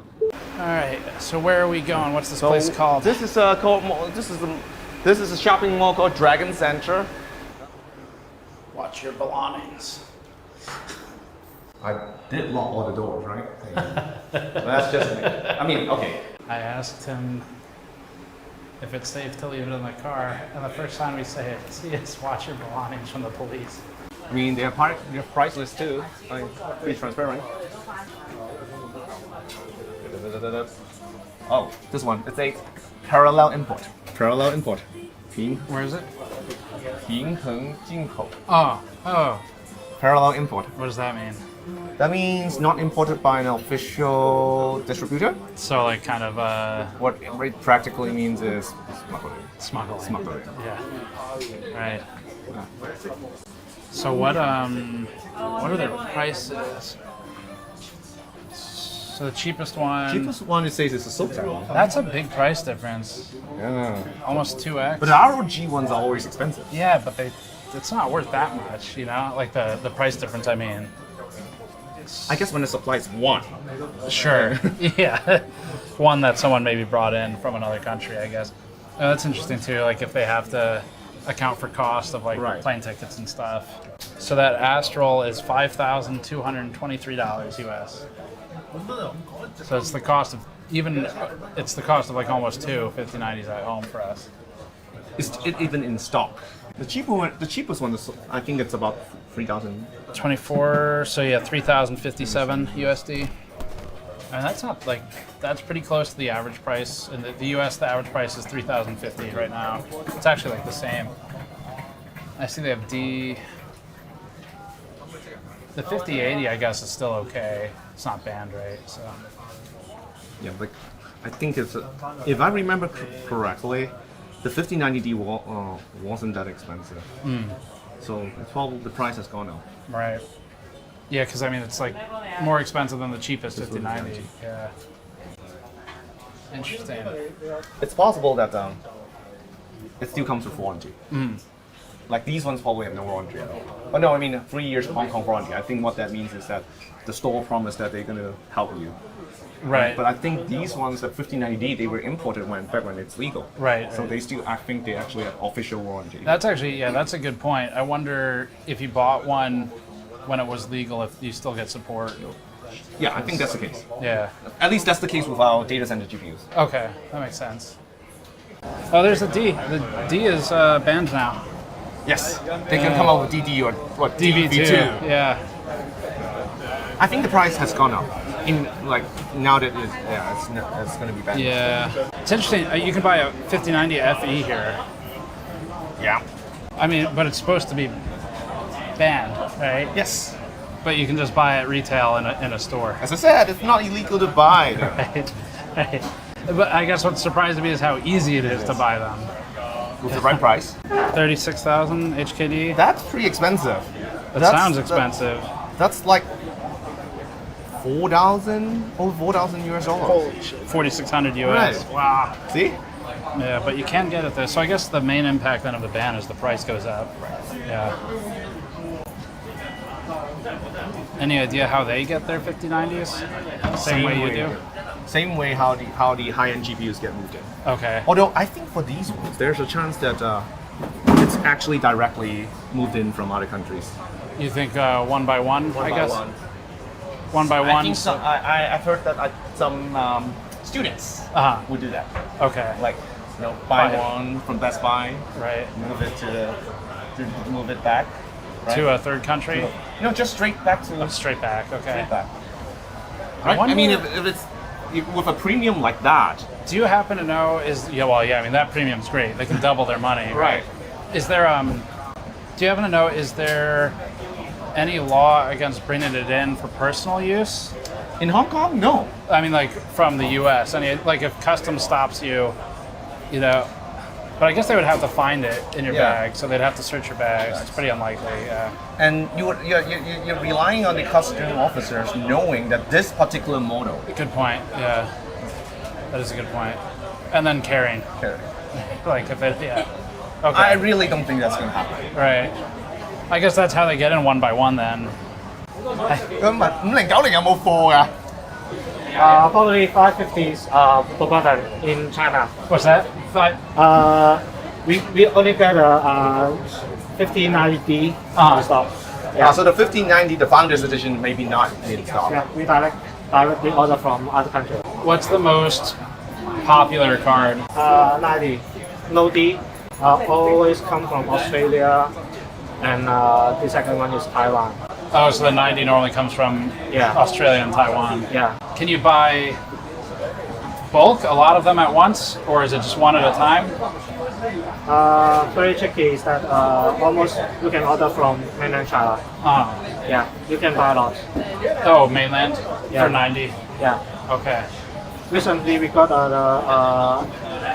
ad from Facebook that are selling in Mongkok. They will provide lots of 90 only. Okay. Is it expensive? Very interesting. 90 only, sometimes cheaper than 90D. Okay, wow. Do you guys ever sell like RTX 6000? Or is it too... Because RT 6000 we got ADA edition. ADA, yeah. Yeah, ADA edition. So replacement will be ADA edition. But no Blackwell. Yeah. Otherwise, also from mainland. Right. Okay. Yeah. Interesting. 5090. Do you have to get it from a different supplier than 80?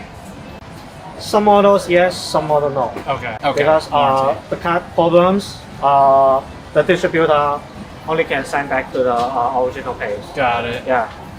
But local distributor, they can do DOA or RMA. Okay. Yeah, because the US problem, yeah, the like 4090 or 590. Right. If they got problems, they cannot get back to China region.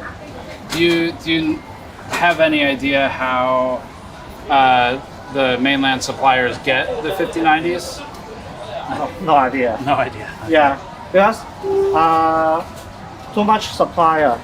Yeah, they are doing trading. They can transfer the other regions product to Hong Kong. Okay. Yeah, so we have no idea what way they come, but we can know which region, like Australia, Taiwan. Right. Because Taiwan get lots of stock. Yeah, in because like last generation, like 4090. Yeah, the price raised very high. Yeah, but Taiwan think that in 50 generation they can make lots of profits. Right. Yeah, but it's not seems like what they thought.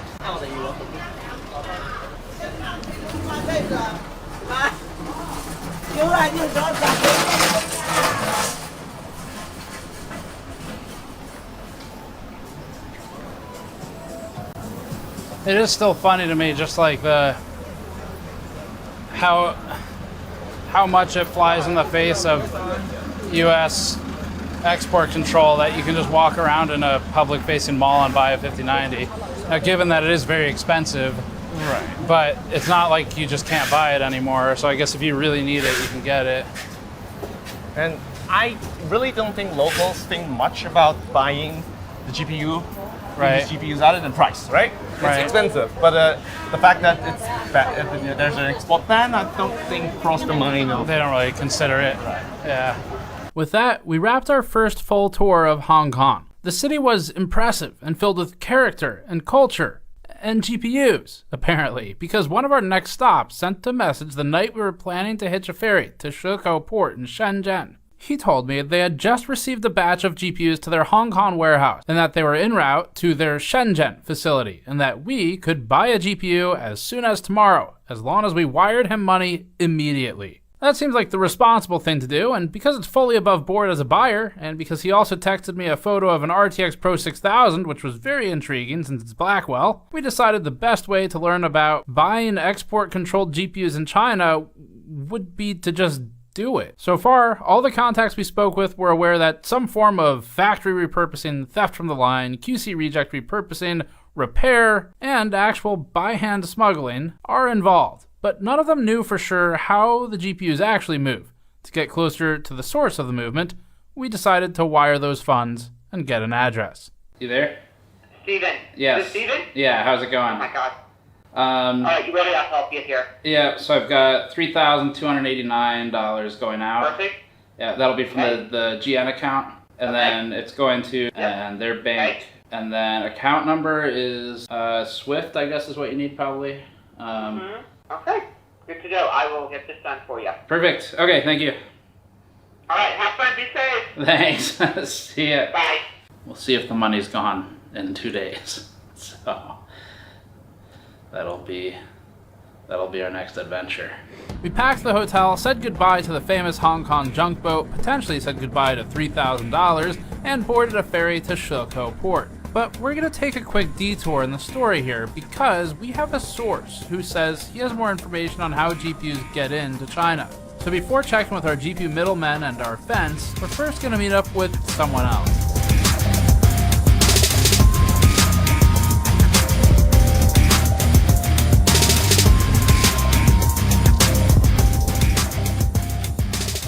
Next up, we took a couple-hour car ride to Huizhou to meet with a guy known as Mr. 5. Huizhou is a city with some serious grit.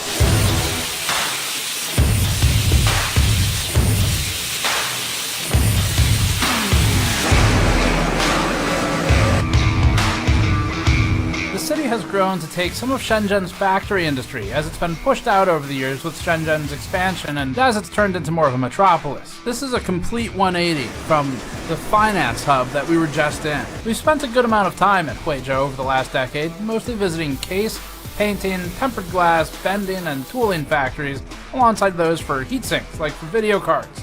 He's a cooling hardware reviewer and has specialist knowledge in factories that make video card cooling solutions, including Nvidia's.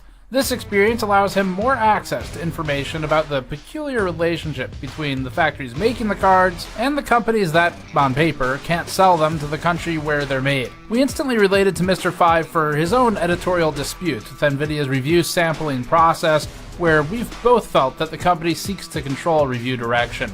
His username is 51972 on Bilibili. Even if you can't speak Chinese, you should check it out, because he's got charts, and everyone can read those. Most of this interview is in Chinese, but we've transcribed it in subtitles, and there are English sections as well. The next interviews will be a mix of both languages. Okay, so we are joined by 5.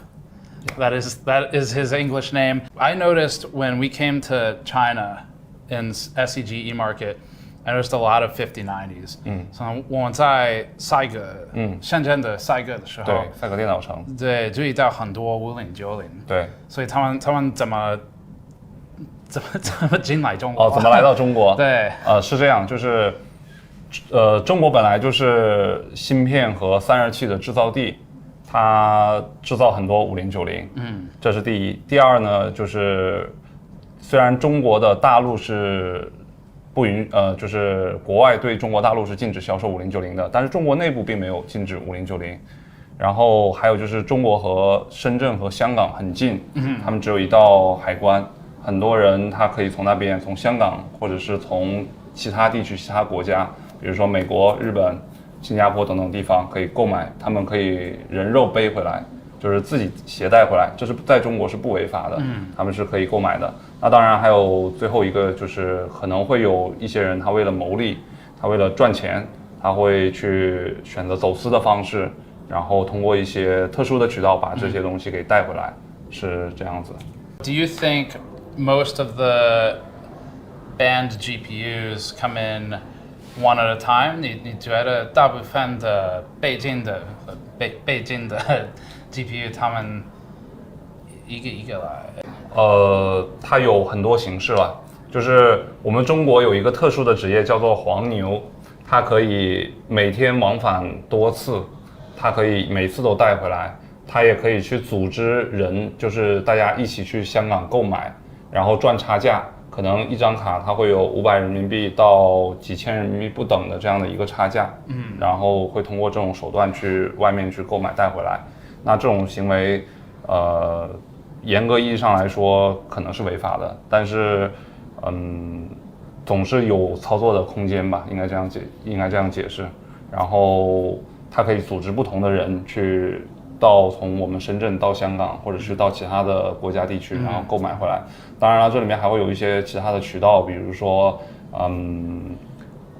留学生他也有可能也可以带回来的。这个东西其实我们中国国内对5090并不禁止。几个月前，背一张5090从外面背回来的话，可以赚到差不多2000到5000人民币的一个差价，可以赚这么多的钱。那最夸张的时候，一张5090就是在今年春节刚刚发售的时候，我们可以赚到，就是比如说我们从海外带一张回来，可以赚到1万人民币。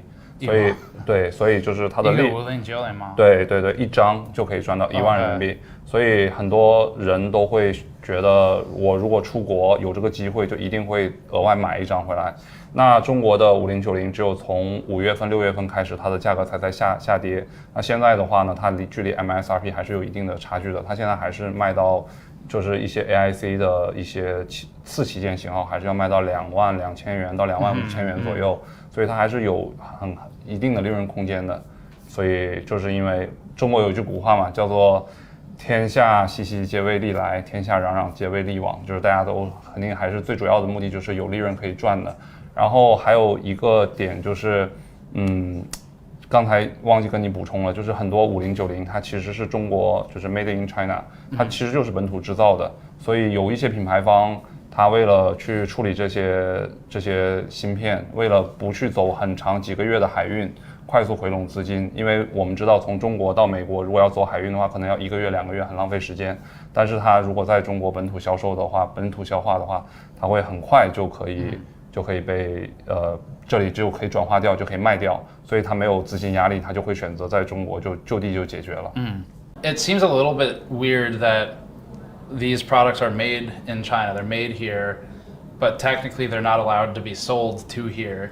所以好像有一点奇怪，因为中国的工厂做这种产品，对，就是他们正确的说不能不让卖。对，是的。所以你觉得？这个问题就要涉及到政治了。政治的话，我们不好评价。但是我觉得 So essentially, China is the leading manufacturer for thermal solutions, but once you get into politics, it's just something where you don't have much control. Right. And given the entire global political situation, this is not a surprise anymore. So right. Even though on a logic standpoint, it doesn't really make a lot of sense, but it's politics. Do you think Nvidia knows about this? 你觉得 Nvidia 知道这个？当然知道呀，这个是当然知道的，但是就是它是怎么说呢？睁一只眼闭一只眼。It's like you turn a blind eye. Okay. Yeah, you're just turning a blind eye. 因为中国是一个很大的消费市场，太多的钱了。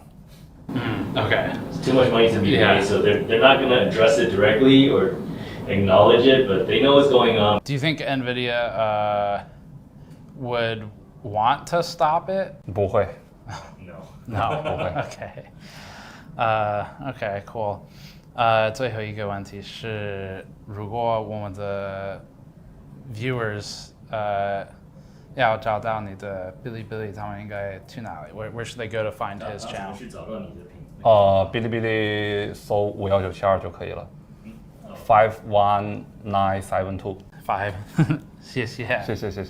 This was an interesting conversation. First of all, I learned a new idiom. Secondly, we turned it into a t-shirt. So if you're liking this content so far, please take this brief intermission to head over to store.gamersnexus.net and grab our Blind Eye t-shirt to directly support this content if you like it. Long-form content is hard to do on YouTube, and we can do it because of your support. We try to make some pretty damn cool stuff to get you something useful in return as well. And if you're watching this sometime close to when we publish, we've still got the digital reward tiers available for our backer tiers for this project. We really want to produce more stuff like this, but from our point of view, we need to earn that. If you think we have, head over to store.gamersnexus.net and grab one of our new Blind Eye t-shirts, Black Market sticker packs, GPU VRAM glassware, or even our GPU Shredder t-shirt for the paper launch. Thanks to the intermission, let's get back to it. Up next, Shenzhen.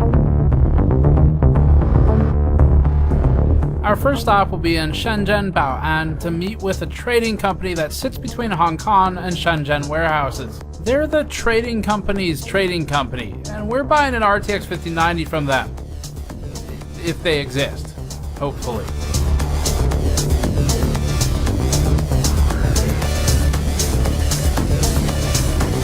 Shenzhen was a fishing village just 40 years ago. Now, it's one of the most technologically advanced cities on Earth, and it's grown unbelievably fast. Shenzhen got growth from pushing farming and fishing out and bringing factories in. Now, it's even starting to push some of the factories into the outskirts. Shenzhen has some extreme cyberpunk vibes with its mix of technology and surveillance. It has packed tech markets in Huaqiangbei, including some of the weirdest computer parts we've ever seen in our prior visits. There are entire buildings dedicated only to small phone repair shops with their own kiosks. Another building dedicated to a mix of computer hardware, gaming, and miscellaneous components. More still, for just integrated circuits, literally an entire building where people pretty much only sell things like capacitors and MOSFETs. And all of these places have people who know people. That's their job. Shenzhen's technological rise comes with it an uncomfortable omnipresence of CCTV and facial recognition, which feels more fitting today than ever before, now that we know worldwide government facial recognition is a big user of AI GPUs. We started the day by meeting up with our translator for the next 2 days, Raymond, who's helped us on factory tours for years. Because Uber doesn't work in China, since it uses the Google Maps API and Google is blocked by the firewall, Raymond was also our man with the locally compatible apps to get us places. This became especially important now that even cash is becoming less acceptable by some cafes and restaurants. Everyone's moved to paying with the WeChat app. With our ride booked, we're off to see if the wired funds turn into a GPU. 对吗？好，这个吗？对。 So we're gonna go meet our GPU supplier.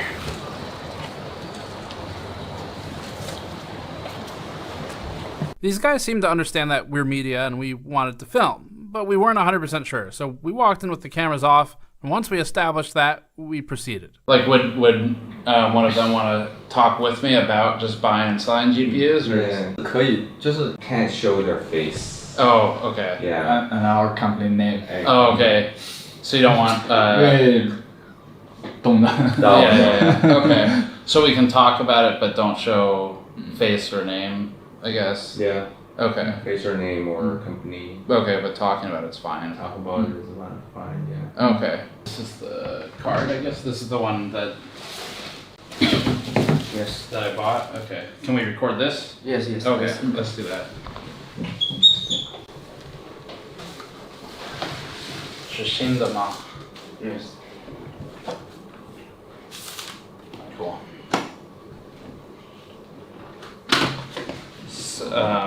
From the Hong Kong warehouse. What's the most common GPU your customers buy? H800H200对 H800 然后 A800这种 然后5090D 然后5090DD 准备要出来，常见的型号就是这里。已经有那个 Blackwell 吗？GB 对 GB 100 GB 200。听说过，GB 就是可是还没有吗？没有。Okay. How popular are like 5090, 5080 or 5090, 5090 you know, class cards versus the AI H100, H200? 就是那个卖的比较好啊，5090。游戏香港80。5090D 卖的好一点，我们主要是卖5090D，因为这个美国限制。这其实老实讲，5090很少出的，很少出。对。I heard the 5090D is like Nvidia stopped making it. 听说他们的5090DV2 对吧？对对，然后要再有点奇怪，就要5090D 也不供了，以前是供给我们5090D 嘛，对，现在也准备不供了，然后说要再继续阉割一下，变成5090DD， 对 ，Double D， 我们也觉得很奇怪。You sent me the RTX 6000 6000的，可是在这里还没有对吧？在香港。对，在香港。这那是你第一个 RTX 6000的吗？不是，那个是在那个香港的这个总代手上，就没在我们的库房。Okay, they have it in the Steam. You basically buy the GPUs from a distributor. You mean the agent? Yeah. 对。 Oh, okay. Yeah. Everything's through the SD. Yeah. RTX 6000，这是我们的视频。96 GB, right? Yeah, 96. Yeah. What's the price in your country? 大概一样，差不多。哦，差不多。Yeah. 那你们买回去需要交税不 ？Do you need to pay the tax fee for? Yeah. 加上税就是大概9000美金。那还是蛮高的。 So I guess is the most common user like AI companies, robotics companies? They don't really sell to end users. It's more like training companies. 都是贸易商。对，所以我本身就非常好奇，我说，哎，为什么？你们是贸易商吗？是怎么会美国贸易商过来买这个东西？ They don't usually get this type of inquiry, like single. Yeah, single. Purchase. We had talked about GPUs for like 40 minutes at this point. I guess they got bored and they started asking us questions, but we'll just include it because it's kind of a fun culture exchange. 你们是从美国哪个地方哪个州过来？听说过北卡州吗？啊，北卡罗纳。知道。北卡没听过。北卡有一个大学。 Michael Jordan 对，打篮球的。对，北卡是在东部。对，东部。对。你的中文为什么这么好？因为我喜欢学中文。Does anyone buy AMD AI GPUs or AMD like 高 high end？ 很少 ，AMD 其实老实说 ，AMD 的显卡都很少有 MI 用。 二手的以前有出过，但是新的高端的很少。因为没有 CUDA 嘛。对，没有客户喜欢。CUDA 知道吗 ？CUDA C U D A。对，因为 AMD 没有，所以。对。Intel 的更少。他有那个新的 B60 B60 Pro， 新的我们都没听说过，没有人要的吗？但它性能怎么样？它两个核心性能怎么样？它的 performance。看情况。中国卖过去了吗？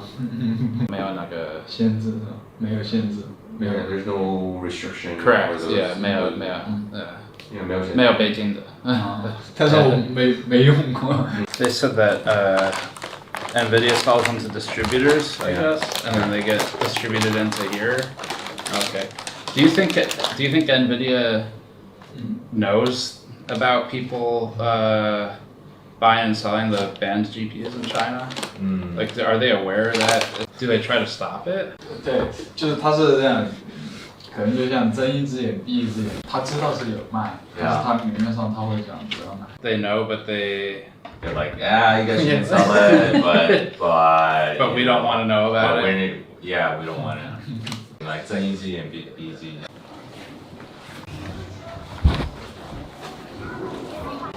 Funny, I wonder how many people they see walk out just with a GPU. They definitely shared more than I thought they would. Okay. So that was good. That's good. But yeah, I think it also connects the pieces really well with the professor we spoke to. Okay. Because that guy, he shared like everything he knew. Yeah, I guess now we probably could just go basically back to Huaqiangbei is a little bit north of that. So our next stop is 10 minutes away from the hotel. Okay. It's a pretty far ride back. The next one is even more unknown. If they'll talk to us. Because you didn't buy anything from them. I didn't buy anything. And I didn't offer either. And I explained the whole situation. Just replied to every single message with okay. except for the address. He said, I'm not sure what to talk about, but I can try. Okay. Which is like maybe a good sign. I don't know. I'm not sure. Hard to judge, right? Until you see him. Yeah. So, we'll try that. I guess we can keep the camera out in the car, and then we'll just probably DD back. You wanna try it? Yeah, I'll try it. We're not 100% sure where we're going, but we'll get there. So I think our biggest takeaway is these GPUs are banned for sale into China, and I just walked into an office and bought one. So the efficacy of the ban is maybe questionable. This still tracks with what Dr. Vinci was telling us, which is that it appears to be the difficulty comes from buying lots and lots of them. But even the people we just bought this from, they're like, yeah, I mean, if you want more, just ask and we'll figure it out. So the whole concept of this is a thing you cannot own or purchase in China, it really just doesn't appear to be as strictly true or simple as we might otherwise think from the surface of an export control or a ban. You'd think you just can't get it. That's not the case.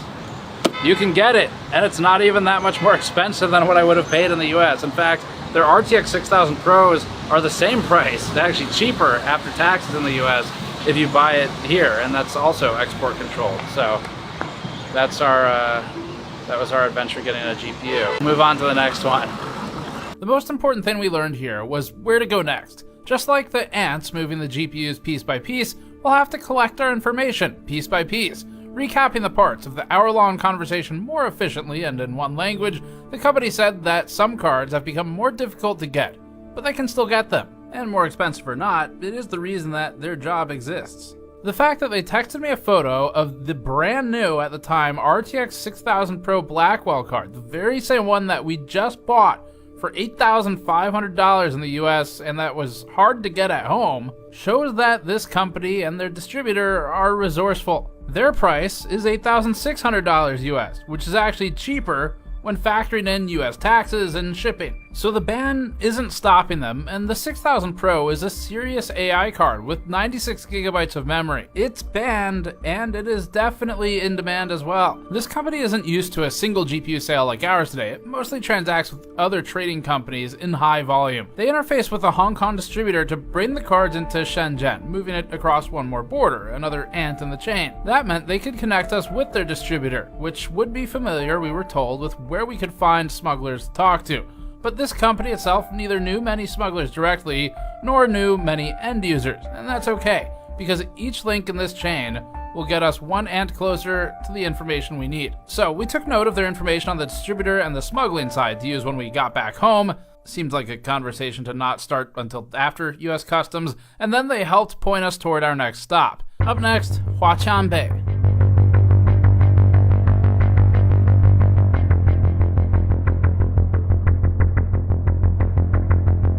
We hopped in a car and drove 40 minutes to meet up with a GPU trader we found in Shenzhen.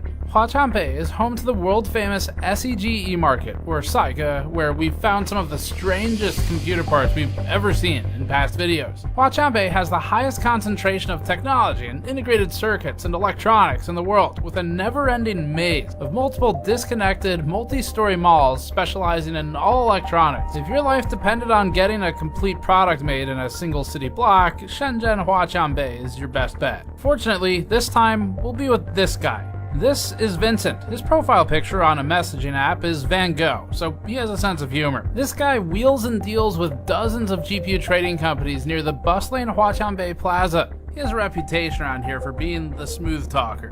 帅哥的什么话？把它拍帅一点啊！去美国打个美国妞。我还没有这勇气做大波浪呢。你做大波浪更好看。哦，显老哎。不显老，你还年轻呢。 Our first impression was that this guy knows people, and they already know him.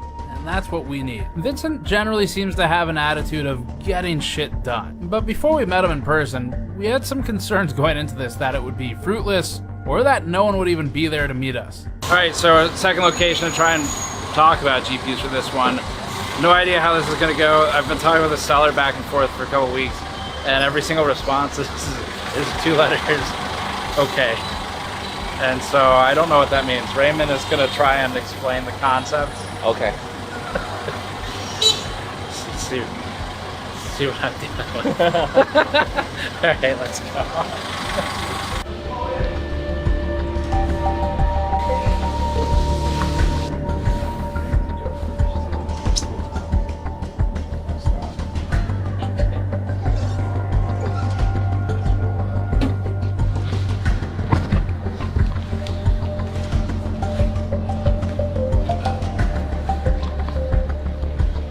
It looks like the right place is like a lot of tech companies. Yeah. We had a lot of trouble finding our guy, but fortunately, it wasn't long before he found us. 你好，你现在直接下来，往2-3分钟就过来了。先下。 She had 210. Yeah. 哎，你好。你好。你叫什么？陈乐 Vincent。Vincent。Okay.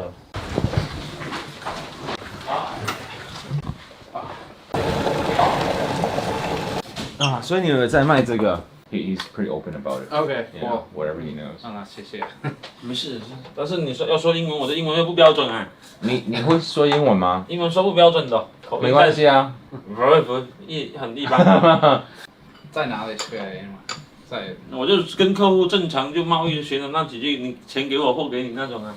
Money pay me and give you goods like this. Is it difficult to get the GPUs? 货源基本上市场很多啊，就是赛格就很多了。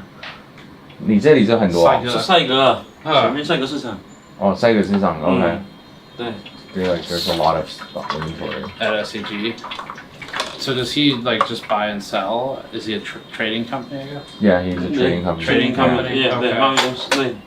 So mostly from SCG. How do the GPUs normally get here? Like what's the process normally for them to actually?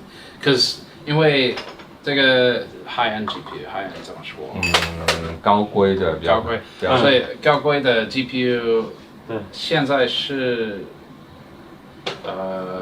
美国北京的，对吧？对。所以他们怎么正常进来中国？进来中国正常也是通过香港就进来了。通过什么？香港啊。香港。香港。从香港。台湾也有啊，台湾人也往这边卖啊，一样。所以台湾跟香港，然后他们one by one 一个。他是怎么进来？一个一个这样子，还是一个柜，还是一箱呢？一个啊。一个一个。啊，就是你买一个，你顺便像你这样在香港买，然后带回来也行啊。这样子哦。对，一样啊。这样子够吗？那只能慢慢搬哦，人多，大陆人多吧。Oh, they do it piece by piece. Yeah. Yeah. 所以如果客人要很多，基本上那就是也只能香港交咯。From Hong Kong. Yeah. Is there any consequence for bringing them in? 就看你什么显卡了。如果是它那种静止的，是不是？是。静止的上基本上国内也没有，这个你只能去通过国外去买，国外的渠道去买。但是说国内的基本上就5090啊这些通用的这些就有嘛。这些就工厂啊，他们都自己出货，那正常在销售的东西就是存在的。而且你说那些高端的什么服务器啊那一类，那你只能去国外买。OK。这国内也没有。Does China care? Does Hong Kong care? 会有一些罚款或是禁止令或是什么？中国政府在乎吗？不在乎。这个本来中国政府是跟中国政府没什么事的，是禁止是美国禁止嘛？是英伟达他们不能再往这边销售而已啊。So like in China, it's not like a real restriction, right? It's more from the U.S. side. Right. Yeah. So 5090是有禁止吗？是有禁止还是没有？我都忘记了。是禁止的。禁止，但是市场上确实是有啊。But yeah, everything he says you can buy from the shops. 等一下，你也可以去帅哥拍一下，就有帅哥就有啊。各自就是每个人个人的渠道我们就不知道，但正常我们可能就从香港买一点啊，比较近嘛，就这样。Yeah, like he doesn't exactly know where, but like Hong Kong is like the most closest and most common. Yeah. It's easiest to bring it in. What's the normal like order amount? Like how many cards does a company normally buy? 平均买的卡通常是买几张？正常像我们就很小啊，我们可能1-2张而已。1-2张。1 or 2 single units. 最常要的是哪个 ？Like 比如说 A。没有，我们这边可能畅销的可能就4090，稍微还可以，其他的就像5090太贵了，没人要。拿到货所有的都是北京的。这些就基本上4090就是比较常见的嘛，像 B100、200这些都没见过的。就是没有H20啊这些都看不到，没见过的。正常就是4090、5090这种就正常，就是这种游戏卡就基本上能看到。就其实它可能就是A100的那个减版，就是有些功能被它减了嘛。是。就是像我们汽车一样，本身你那个就说本田一样，在美国就它卖3.5升，到中国就卖2升嘛。这个道理。排量那个，它这种东西的话是政策问题，所以我们做生意的也没办法去讨论这个政策问题，是吧？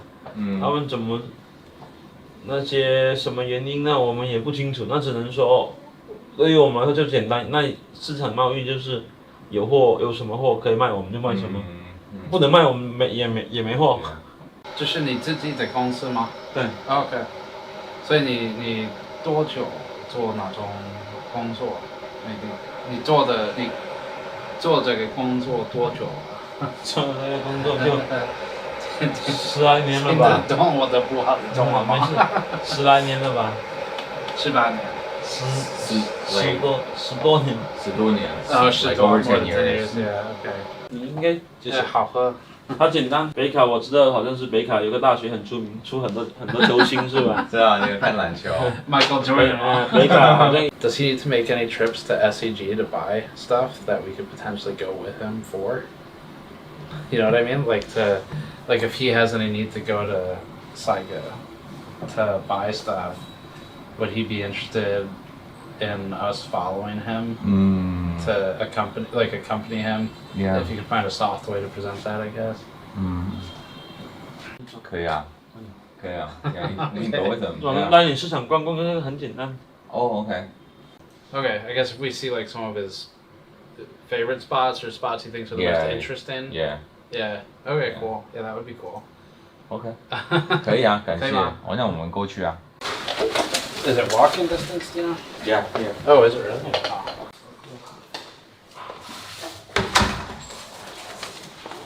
对自媒体，我们也是有兴趣，只是说不懂这一类，正好接触一下就。有兴趣是你自己想的？我自己有，那就是好奇那种玩的那种。因为自媒体它这种。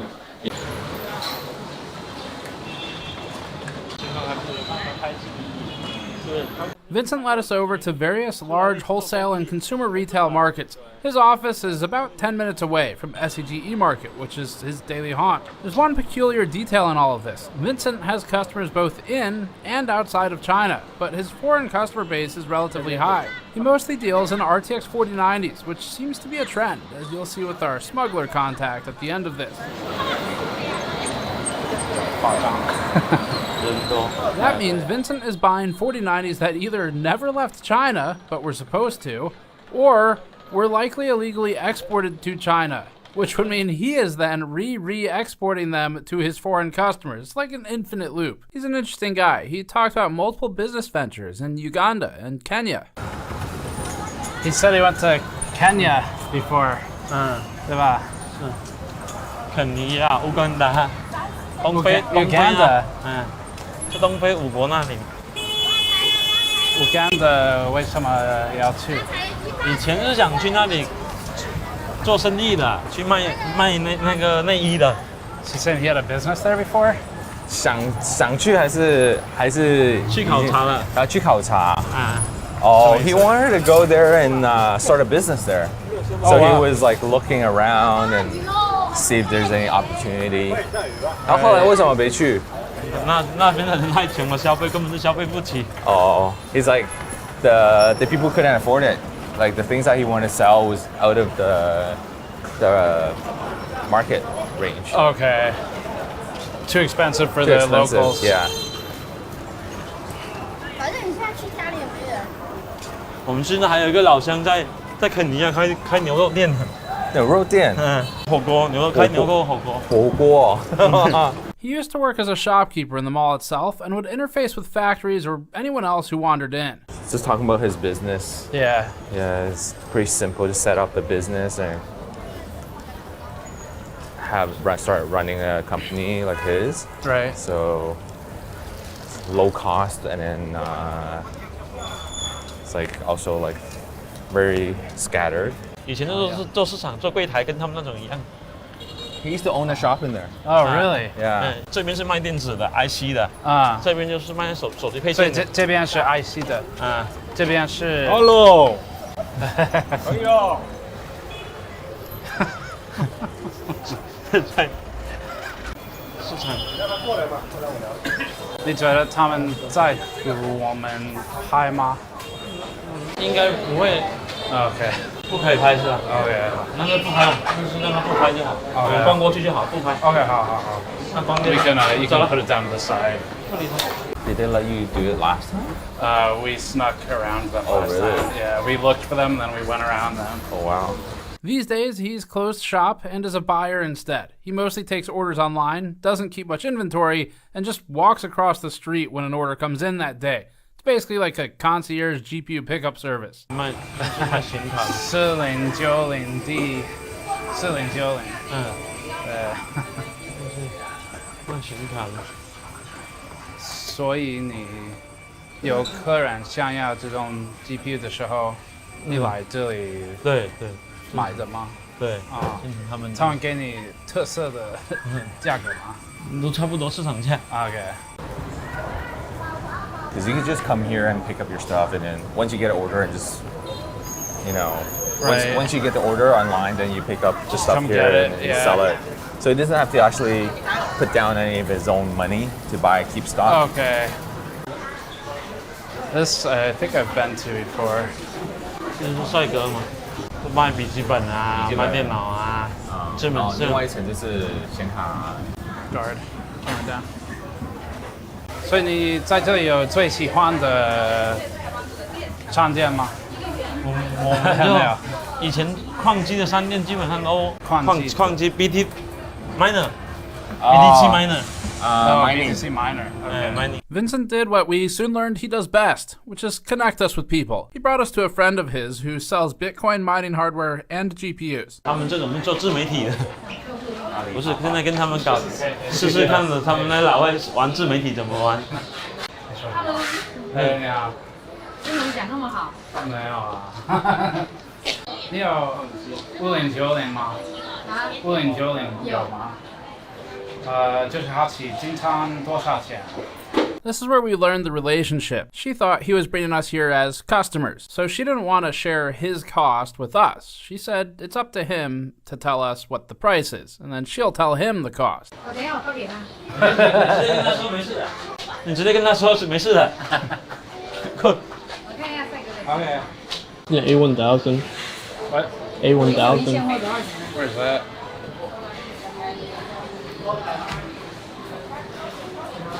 Right here. Hello，微星19800。19800。微星的。19,800. That's not bad, honestly. Like that's pretty close to U.S. pricing. 2,600. The average price for a 5090 right now in the U.S. is $3,054. It's actually like cheaper than average. But That's what the other guy was saying, right? Like the prices is like so similar. 谢谢。所以跟老外搞一下自媒体，看能不能宣传一下，帮你宣传一下，把美女拍漂亮一点。这国外的是吗？啊，拍漂亮一点。帅哥的什么花？上件叫什么名字？我看不懂中文字。音创。YC miner。BTC 的 miner。OK。中文讲的挺好的。他们也有做矿机吗？他们是做自媒体的。Like with other interviews, we learned that people rarely want AMD and basically nobody wants Intel. 王鑫，什么显卡最好卖呀？ 5060吧。 AMD 呢？他们的话，想一下， Intel 嘛，Intel。680占比不大。把它拍帅一点啊！去美国打个美国妞。好，谢谢。谢谢。 Is she one of his suppliers? Do you know? She's like he does what he does. They're very similar. Oh, okay. Yeah. He knows her, I guess. Yeah. Okay. Because he started off as like doing mining machines, so she's still doing it.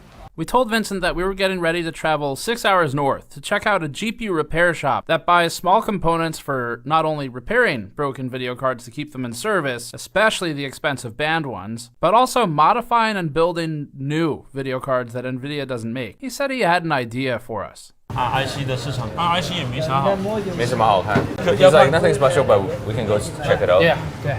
是保安嘛？保安。Protect peace. 保安，安静的 Yes. 保护的保安 protect peace. Protect peace. That's my translation. I don't know if it's right. It is exactly. 这里也是 IC 吗？就是一些 Okay. 配件啊。That's like finished goods, and this is like pre-assembled. Okay. This is it. Cool. Wow. I don't know what I'm looking at. The ceiling just says New Asian.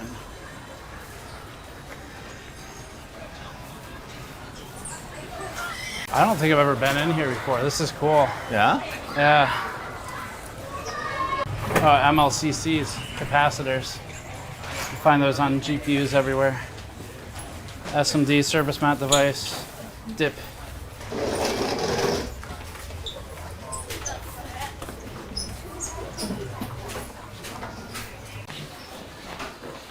Wow.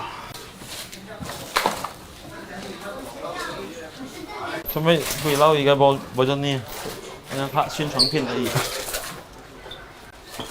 是坐，没事的。你是他的客人吗？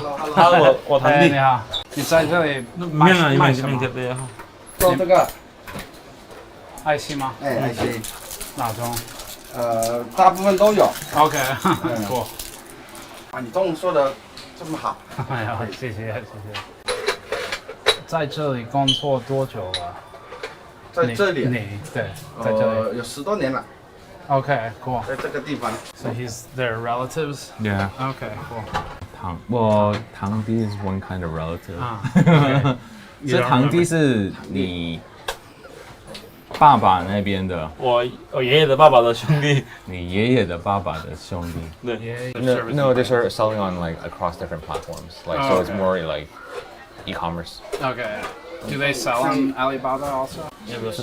所以都有阿里巴巴、都有淘宝、淘宝、速卖通。要不要试一下？我不抽烟。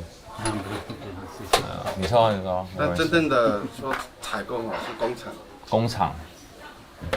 加工厂也有啊，代工厂也有。所以你的客人就是不会那么散，就是你如果是工厂跟你下单的话。我的客人是比较散。别散。我的客人比较散，因为我什么课都有。因为你是在各平台。像这些都是集中一个地方给他们采购的。明白吗？感觉好像不是很明白的样子。我这里是集中这个地方给他们去。这市场啊，这市场。哎，兄弟。谢谢。You know, 兄弟 means. No. Brother. It's like brother. Yeah. 兄弟。兄弟。而出咩嘅比卡嘅。This is like a central place for a lot of factories to come buy stuff. Okay. So, like, you know, all the vendor suppliers are here, so they just come here and grab this from this guy, grab this from this other store. 工厂主要是工厂。工厂 factories. 然后零售、维修啊。Repair shops. 维修的。工厂的，比如说 SMT 的吗 ？SMT 知道吗 ？SMT。SMT 唔是啦嚇，速成做啫咩？做咩㗎？貼上清喎。貼上清。貼片廠。我 try。Yeah, everything is sold online. Yeah. 所以你会过来看一下。对，但是对啊，就是网络下单为什么要过来这边呢？那你肯定要过来看一下。你看一下你。这是有没有这间店那样子吗？实体店啊，或者说你这个环境怎么样？哦。都可以。所以他问我主要做什么，我什么都有，什么都有接触，明白这意思吗？所以我不是说主要做一个品牌一个东西，我知道，这是因为它 IC 这种 IC 太多杂了，太多。你喜欢你的工作吗？我喜欢我的工作吗？这是我肯定喜欢。放心啊，中国人90%以上都喜欢，我估计98以上都是喜欢他的工作，只要他能为他挣钱了。对，有挣钱就喜欢，赚钱就喜欢，不赚钱就不喜欢。不赚钱就换掉嘛，就是不赚钱太累。What's he saying? So as long as they make money, they will like it. If they don't make money, then look for something else. 所以呢，中国人的思想跟那外国的思想完全不一样。我们是根据我们挣钱去为了生存而去干，他们是为了他们兴趣去干嘛，是不是 So he's saying it's like Chinese are different from Chinese is like it's more practical. 中国太累了，真太累了。 Vincent's cousin connected a missing link for us. People like him selling FETs, inductors, capacitors, resistors, MLCCs, and so on for repair shops can help to supply the parts needed for upfit or modifications. For GPUs, someone doing this kind of work but specializing in video cards might source additional VRAM, for example. He told us about how 5090s are easy to get because the local factories supply them, matching Mr. Five's comments earlier. Some of the sellers here told us that they're capable of sourcing devices like A800s or even A100s. They just didn't have them on site. They have them in a more secure spot. That's because there's a separate area for the warehousing. Unfortunately, we learned where they are from our new friends in SEG. Like every other link in this chain, we're getting closer to understanding the full story with each person who pours some tea for us. 感谢，太感谢了。没有在这个才有空来喝茶才好。最喜欢聊天。Why do you say Cole? He likes chatting or hanging out. 对，因为跟不同文化的人交流一下，可以接触到不同的那个，就没有像一些文化方面的交流。He was like they enjoy chatting with like different types of people, Right. like just to like learn from different culture. And they really enjoy that. So We agree, but it was time to head back because tomorrow we had a morning to kill.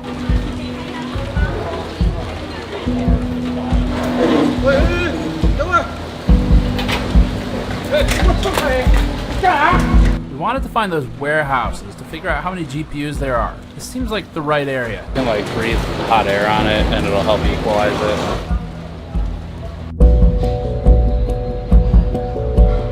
We only had a couple hours before our high-speed rail appointment.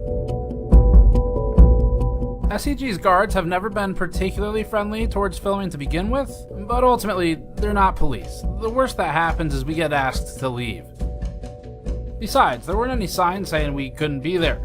I mean, I can't read Chinese, but I assume there weren't.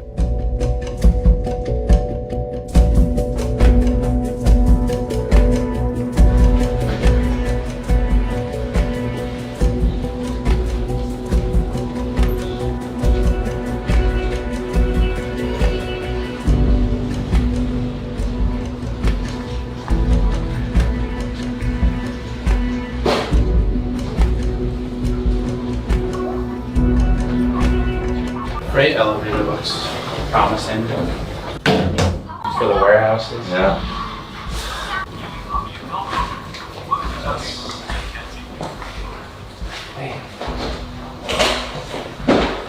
Fine, cool. Distributor.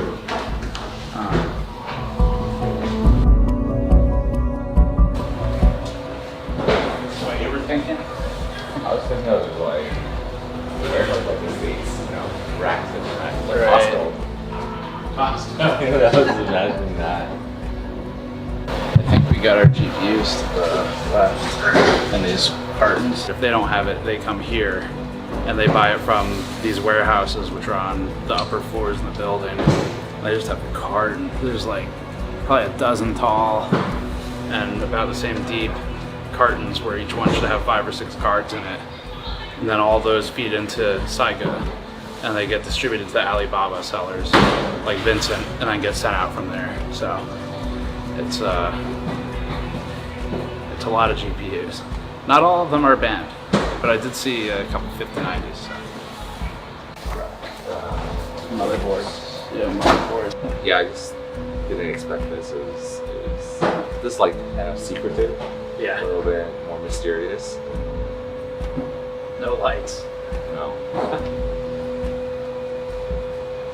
The perspective is amusing. From the perspective of the United States, this floor is filled with highly illegal items. They didn't have export licenses. From the perspective of people working here, this is just their job. It's not shady. It's not some subterranean refuge of firearms. It's just a poorly lit warehouse, like any number of other warehouses around the world. But the perspective of the American government here would be different from people working here. They just want to sell these things and go home. On the other hand, from the perspective of the people working here, we're the shady ones. Walking around filming and specifically trying to not draw attention is not normal.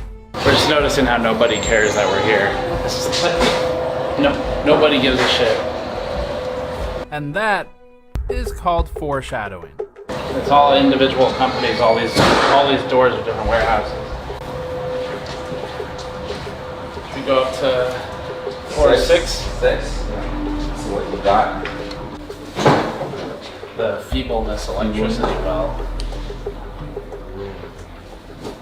No idea. There's a couple GPU cartons in there too.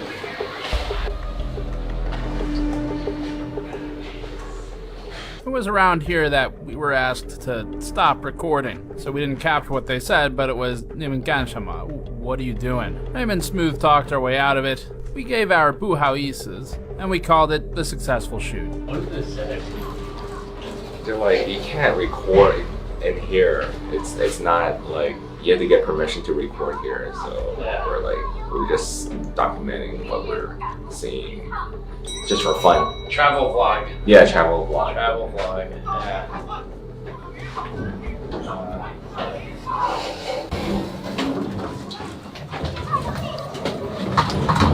等一下，对。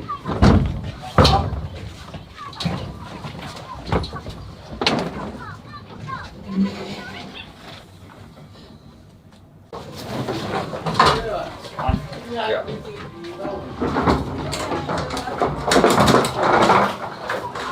Raymond, we got kicked out. Yes, we did. You did your best to smooth talk them. Yeah, we just told them that we're just documenting the vlog and walking around. Yeah, they didn't really care. Like, they just kind of wanted to make sure that, you know, nothing crazy was going on. Because they didn't like escort us out. They just walked away. No, they were like, oh yeah, okay, no worries, and then they walked away. Yeah. Yeah, they were nice about it. They knew we weren't really doing anything. We've learned a lot about the GPUs, and now we're back out into Shenzhen outside of Saiga Market, a couple other places. So next up, we're going to go to Zhengzhou and meet with a repair shop who builds custom 48 gigabyte GPUs. So we'll do that next. Up next, Zhengzhou.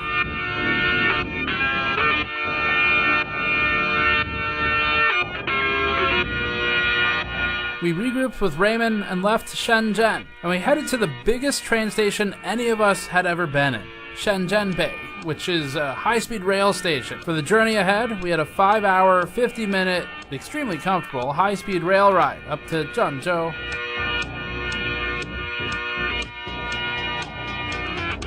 The train goes several hundred kilometers per hour, which is good because we had to travel somewhere around 1,700 kilometers to get to where we were going. This ended up taking about the same time as a flight would have taken with all the airports factored in. But the reason we were doing this day trip was to visit Zhang Ge's repair shop, or Brother John's repair shop. He is famous for repair on Bilibili. His independent repair shop has some Rossmann-like vibes in some ways. He's got video cards all over the place, spare parts everywhere. He saves everything that he can salvage and then rips the good components off of the boards to reuse them for other ones. But Zhang Ge is an interesting guy in this chain because he's not directly part of the GPU black market. What he does is fix video cards. He does that for consumers and for companies. Sometimes that means people want him to modify video cards to double the VRAM, for example. That's where it starts getting into the territory that's interesting for our movie today. So we're in Zhengzhou. It's about 6 a.m., scorching hot. It's about 30 degrees Celsius already.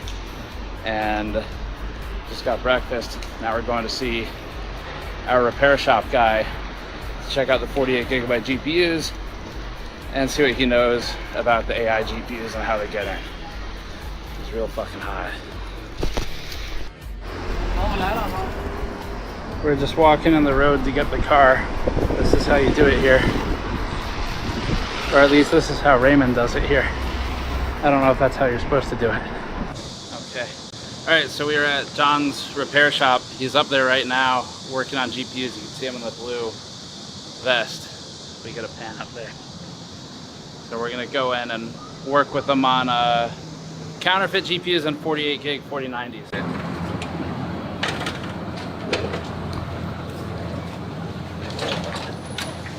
Hey, 你好。我是私立棒。你好。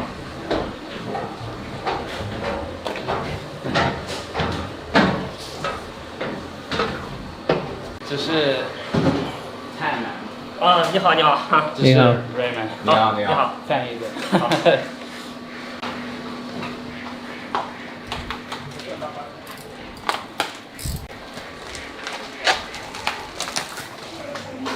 这个东西先从这里吧，好不好？好，可以，先这里。OK。对。OK， 好。我们这边是测试的平台啊，就是说客人修好的显卡全部要在这里压力测试2天到3天左右。啊，你们一天多少显卡测试？一天我们大概最少要50张吧，50张最少。50。对对对。OK， 这么多。对，像这种4090啊，像这种5090啊，是吧？这都是在排队测试的。像这种公版的5090，它不是很常见，在我们国内可能卖的并不是很多。Need help with that. Okay, so 所以会常见，这个5090会常见吗？很常见，但是坏的并不是很多。FE 的嘛。FE。嗯，对，坏的并不是很多。Okay, so there's in a way there's some 5090s, but then because there's not that many, then there's not that many to repair. Okay, got it. Cool. 像这里下面这都是要测试的显卡，就是我们修好以后的。所以大部分的都是 Nvidia 的吗？Nvidia 吗？大部分是，但是有 AMD 的还有。OK。都有，一般都是69、68、79， OK， 还有6700。对，旧的显卡。OK。对，都是已经大部分都过保了嘛。啊，so the older cards. Yeah, just like past warranty. Past warranty AMD cards, yeah. Intel 吗？Intel 的显卡是吧？Intel 的显卡的。Intel 显卡没有啊？没有。OK。本来就少，所以说你无法维修。Okay, so even if there's not many like the Intel cards, and then if they want to repair it, they're unable to repair because they don't have the information or the experience in dealing with that. Okay, so there's not really any info for the Intel ones. Not any okay. info, yeah. Nice. These are all finished, repaired, ready to go. Yeah. So they have all this here, and they're gonna weigh it, wow, and then have everything packed and ready to go. Cool. Are most of the cards that come in local to Zhengzhou, or are they from like all over China? 从不同城市会寄过来，然后全国各地。全国各地。对对对。他们怎么知道你啊？他怎么认识你来，然后寄过来？我是做互联网的嘛，做互联网的，平常像你们一样拍一些视频，他们通过视频了解到的。然后是透过视频了解到。对对对。Okay, yeah, through like his channel. Through Bilibili, yeah, I guess. Bilibili. Cool, very cool. 这边的就是维修台，我们的师傅。OK。进行维修。像这里电脑都准备好，测试修好的显卡。然后。This is cool. This is a schematic, I guess. 对对。有可能只坏一个电阻，可能耗你几天的时间。Oh, really? Yeah, if it's like short circuit or it's like missing circuit. Are these? It takes them a while. Is it hard to find the schematics, the drawings, I guess you'd say, but. Oh, yeah, for okay. older models, like for the newest ones, and it's usually takes a while to. 4E2. Is that what it is? Yeah, schematic. Okay. Do they ever do GPU swap? 比如说 GPU 坏的，拆掉。对，可以。再找个好的装上去。在另外一个卡。放的。可以的。听得到吗 ？OK。比这个简单多了，这个。Really? That's the easy part. Oh, really? Okay. It's a lot easier than doing this. Okay, so this is actually one of their main fixes. Swapping the the GPU. GPU. Cool. That's what happens Okay, cool. after a long time usage. Ah. Right, like so that's one Yeah. of the things that they have to Very cool. face. We spent another 2 hours touring Zhangge's shop. It's pretty amazing. We actually have a full separate video that we're gonna put together and publish. It's gonna take me forever to translate it. And we'll do that because we hit our stretch goals on the fundraiser for this movie, where we said we'll post a full separate breakout video just of his shop because it's so damn cool. But the real reason we're here for this specific topic today is to see how these cards are modified. Because if there's an export ban on GPUs going to China, then it becomes critical for China to be more self-sufficient on keeping those GPUs that they do manage to get in service. Most of the repairs are more typical things you'd expect of soldering. There's board heaters, soldering irons, surface mount components gathered from suppliers nearby, similar to the one that we saw in Shenzhen, and a lot of test stations. But one thing that's unique to China, and especially to this shop, is the ability to take an existing model video card and completely modify the SKU into something that Nvidia doesn't even make. Nvidia is intentionally restrictive with how much RAM it puts on cards. Part of that is to upsell people to more expensive model. Actually, that's pretty much all of it. That's basically why they do it. But at shops like this one, they double the VRAM on some of the cards that come through. It's a fully custom SKU. So we wanted to see if he had one lying around that he could show us, and he did one better than that. 你在这里有48 GB 的4090吗？我们可以现做。 They can make one right now. Okay. 对，我们可以现做的。Okay. Did you want me to make one? If he feels like it, if it's not too inconvenient. 所以真的可以现做吗？可以啊。可以啊。4090 48G 的，就是从24G 就是转变成48G 的过程，我可以展示给你们。He could do the from 24 to 48 gig. That'd be cool to see. Right now. Yeah. Yeah. 很简单的。可以啊，可以啊。可以吧？可以，感谢。可以。来前进。 So I think we're gonna make a 48 gigabyte 4090 right now. I think that's what's happening.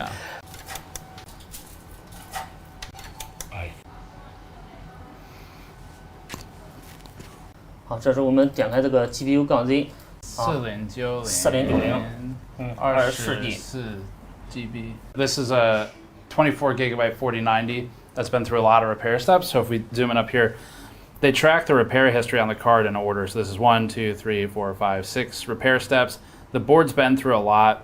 It originally didn't work at all, and then they had a memory problem. They had some other problems in between here, and now it's actually working. I think that's what that OK is. And so it's functioning now, and you can see it even turns on. So it's a 4090, and it's got all 24 gigabytes detected. But because this board has been through so much, how you call it, like trauma or something from repairs, it's going to be better to harvest the expensive components and put them on a new board, so they don't have to worry about if it's just going to fail again in the future from something else. So I think the next step is maybe going to be to put the extra memory on it to go to 48 gigabytes. So, okay, 好，谢谢。我简单的给它跑一下测试。 Okay. It's gonna run a quick test. Yeah, for a mark. 440瓦。对对，已经到了450瓦。 What's like the success rate of the swap for them? 那你换掉的时候，那个几率高吗？就是那个成功率能占到99%。哦 ，OK， 哇。对，但是就怕那个1%。Okay. Yeah, there's still like a 1% chance. That's really good though. I mean, yeah, that's impressive. 好，这时候我关掉吧。Cool. 关掉以后，咱们就把它拆掉。你所有这些的维修自己学的吗？自己？对，自学的。哦 ，cool，OK。无论有没有修好的显卡，都要找这个东西装起来。OK，protect it。这个是因为防止有静电。哦，OK。对，防止有静电。 To protect from static. Oh, ESD. Okay. So it's protecting it from static electricity with the cover on the PCIe slot. And now we're going to go into the lab. So this is the repair lab with stacks upon stacks of GPUs. They test about 50 a day here. Because Nvidia doesn't make a 48 gig 4090, the repair shop has to source its own PCB. It needs something that has enough pads for all the memory modules they're adding to it. They work with a third-party supplier that builds a PCB, uses an SMT line to place all the VRM components, and has the extra wiring, circuitry, and pads to support 48 gigabytes of memory. That's what you're looking at here. It's a custom board just for this. Cool. 这个就是18G 的 PCB。这拿着这个就拆一下了。 So I think they're gonna disassemble it now. They're just showing us the PCB. It's made custom. He said you just buy it from shops. They all have it, and he was saying they're very common here. So first is disassembly. Just gonna take apart the old card. So what did he say? Sometimes people buy like 10 or 20 at a time or something? He gets a 10 or 20 orders at a time. And then that was like numbers or model. Yeah, for AI. Yeah. Running like language, running models or whatever they're doing. Does Nvidia care? Yeah, does he think Nvidia cares that people? Because this isn't an official SKU. Right. Not that he should, he has no reason to care, but. Yeah. 那个原厂啊 ，Nvidia 他们啊，就是他但是也不会说，哎，你们不要这样子啊。应该不会吧？应该不会。应该不会。They can't do anything anyway. And it's aftermarket. Yeah. It's kind of like sweeping up your car. Right.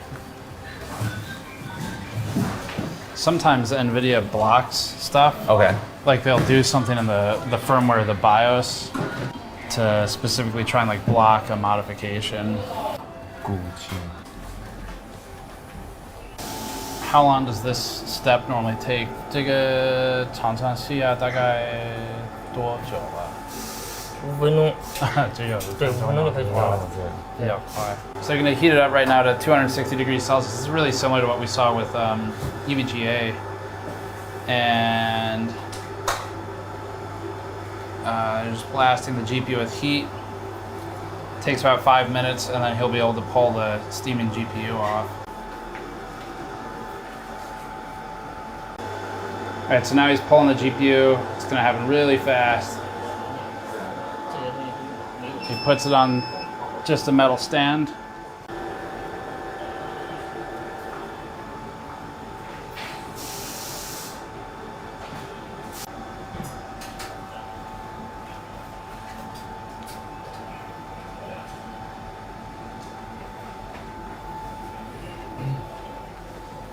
So 咱们去取这些显存的时候都要用到了。So memory. So now they're using a board heater. You can see that there's a temperature reading on the front, currently at 133 Celsius. It's going to heat the board, and then he's going to use the hot air station, which is up and right underneath a benchtop power supply.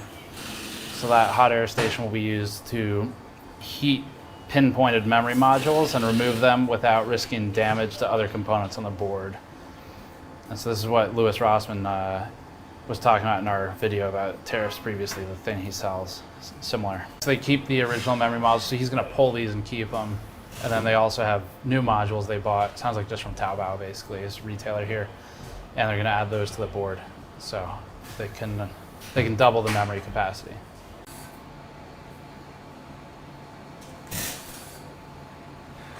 Cool. 它很快，比较快的。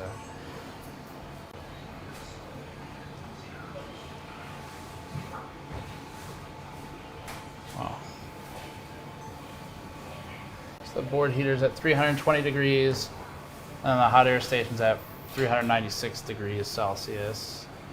好了，这第一道工序就完成了。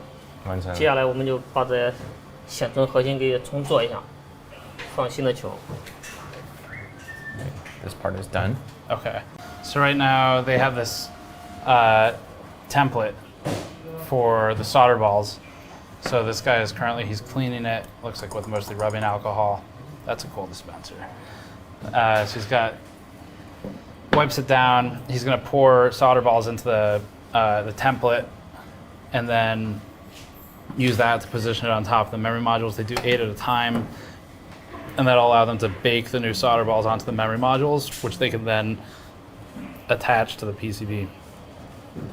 So you can see it's actually sized for the memory modules.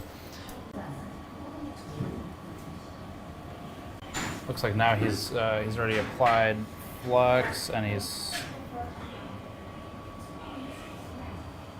just wetting the solder balls.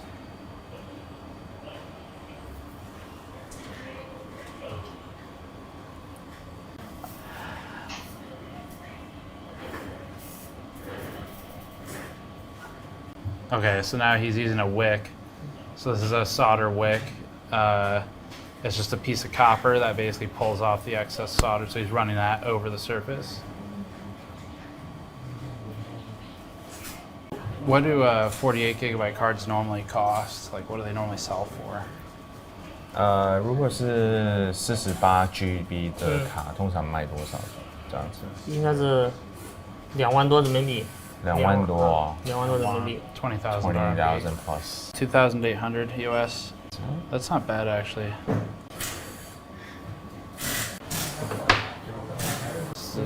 直球，对吧？ The soldering ball? Yeah. 刚刚那个叫什么？那个什么球？这是细球。细球。细球。对，它这个其实也叫漏网，就把它球漏到刚才咱们拖的那个上面。Okay. So it's kind of like what we call it. It's kind of have everything kind of filtered through. Right. 现在还是有一点温度吗？还是后面才加？后面再加热，你看它没有？ Okay. 后面还没有通电呢。Okay. So they're gonna add the heat now, right? That's what he said. 现在这个就是加热了。对，这个加热。是要多少温度？温度是多少？温度的话，一般调个100多度，不能太高。Okay. 对。Oh, okay. Because he needs to do another one, right? Yeah, he's gonna do another one. Okay. Because he could only do 8 at a time. Based on his okay. tool. Yeah.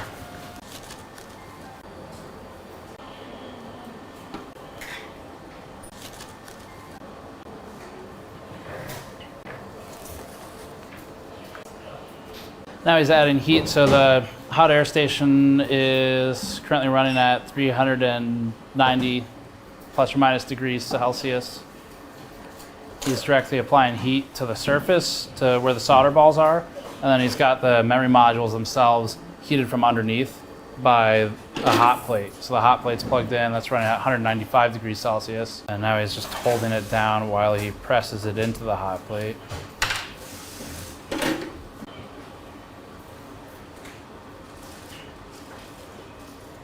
Is it hard to get like 4090s or 5090s for him? 4090跟5090，你取的这些卡好不好取得？好不好买？我这边是修，没买过。没有买过。对，我都给人家修的，就人家已经买过了，发到我这来修。So just customers bring it, he doesn't have to buy it. He doesn't actually buy. Okay. He just repair. Got it.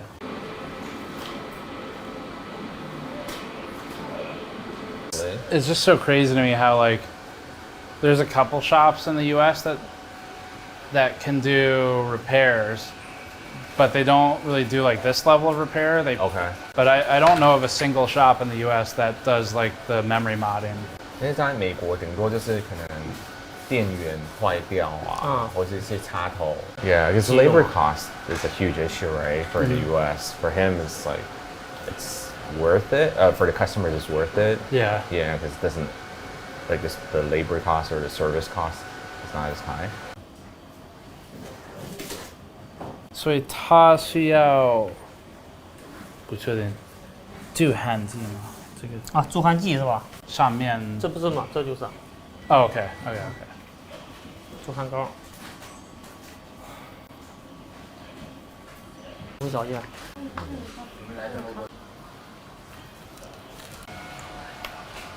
So next stage, at this point, they've reballed all of the memory and the GPU, and now he's cleaning the surface of it to prep it to mount to a new PCB. We saw the new PCB earlier where it's a brand new custom PCB they just ordered from Taobao, which is the retailer. It's adding flux now.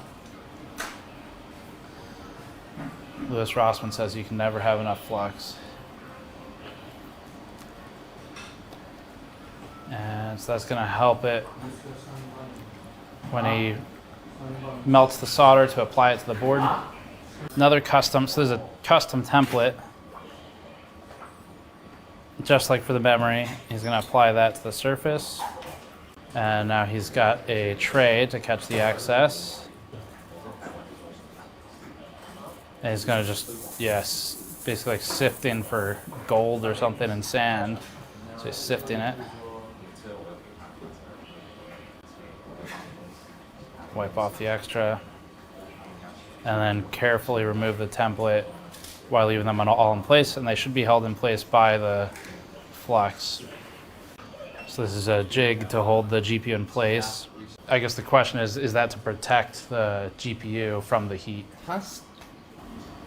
日板中间那一片那个铁的那个板子啊，是用来保护那个核心的是。对对，要不然的话，晶体都挨着那个。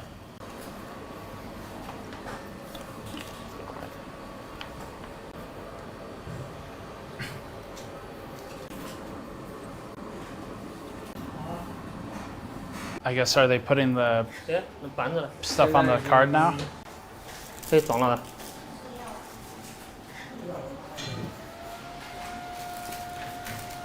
This is a new one.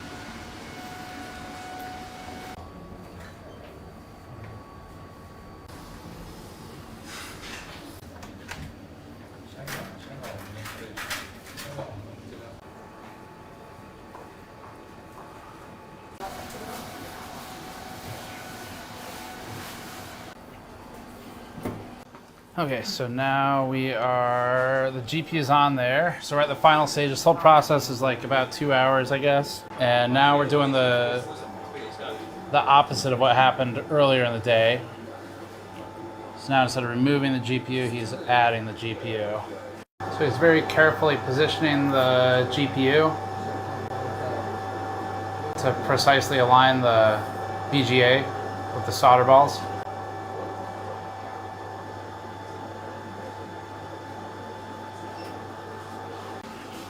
And now he's left the room, so I guess Tannen's going to take over from here.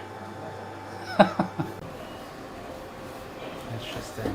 So it looks like he's starting to reach steady state on the temperature, a couple hundred degrees. Ton of bubbling going on at the edges, but they're just baking the GPU back on. So at this point in the process, the PCB has been swapped. The PCB already had all of the VRM components and the I/O populated, 12-volt high power. And now they've added new memory to the front and the back. One's got reused memory, one's got brand new. And then the GPU has been pulled and swapped and is now being remounted. They're telling us that this is a 99% chance success.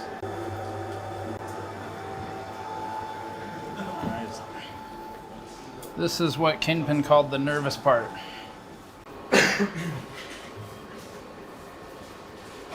Okay, so he's gonna cool it off with the fan.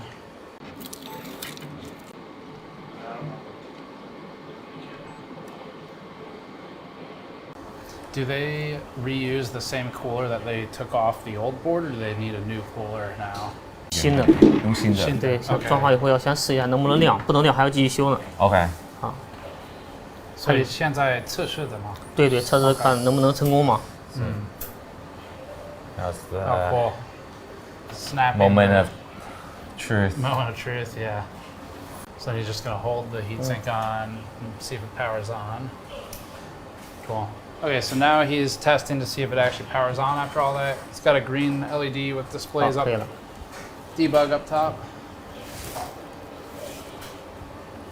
And he's just holding a heatsink in place because all he needs is power to see if it spits out display. We got display up top, so it is functional. Now it's just a question of everything detects. I don't know. We're lucky. He's like, usually it doesn't turn on the first time. It's a while. They know we have a train to catch. Yeah. Does he know, do the customers who buy these, do they mostly put them in servers? Yeah, it's like if the customer buys more like multiple units, then it's probably like server. Yeah. Yeah. That's why the blower fan would be better for servers because they pack them in so tight. I was just asking if they have different choices for the cooler, and then they're like, there's only one. They don't have a choice basically. 所以这个散热器也在淘宝买的吗？这个对 OK 有卖。So next step, one of the last steps in the process, since it booted and worked now, they are pulling the protective film from the thermal pads. There's a PTM, or actually that might be a paste actually, pre-applied. Looks like it was just silk screened on there.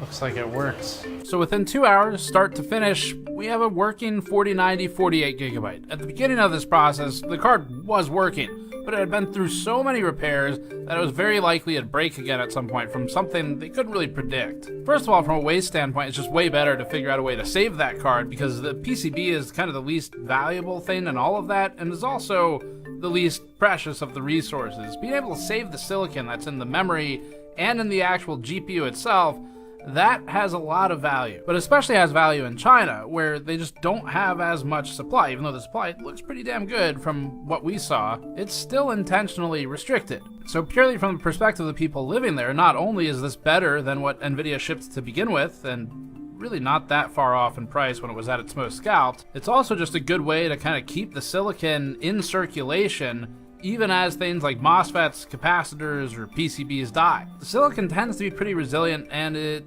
doesn't really die that often on GPUs. So what this tells us is that this is maybe an alternative method to getting more GPUs into supply. If they take the broken boards and then put functional silicon back into circulation, it's a certain level of ingenuity, and there aren't many places that are set up to handle it. Brother John's shop is impressive. We're excited for the whole separate video on that. After finishing at the repair shop, we rushed over to the high-speed rail, spent 6 hours traveling back to Shenzhen Bay, adding another 1,000 miles or so to our travel log here, and then we took a car over to visit this guy. He calls himself the Chinese Eminem. Eminem in China. This is Joe. He works as a creative director of product at the video card manufacturer Yeston, most famous for their waifu video cards. You know the ones. Yeah, I'm his father. She's father. She's father. Yes, you're she's father. Yeah, we have husband. Anything else you want to talk about on camera? I think we got it all. Support GamersNexus. Support Jesus. 电子耶稣. Yeah, I also have a same nickname. Which one? Yes, 猛男 of Yeston. What does that mean in English? Yeston's tough guy. Tough guy. Yeah. All boss, I will put your head on the ground.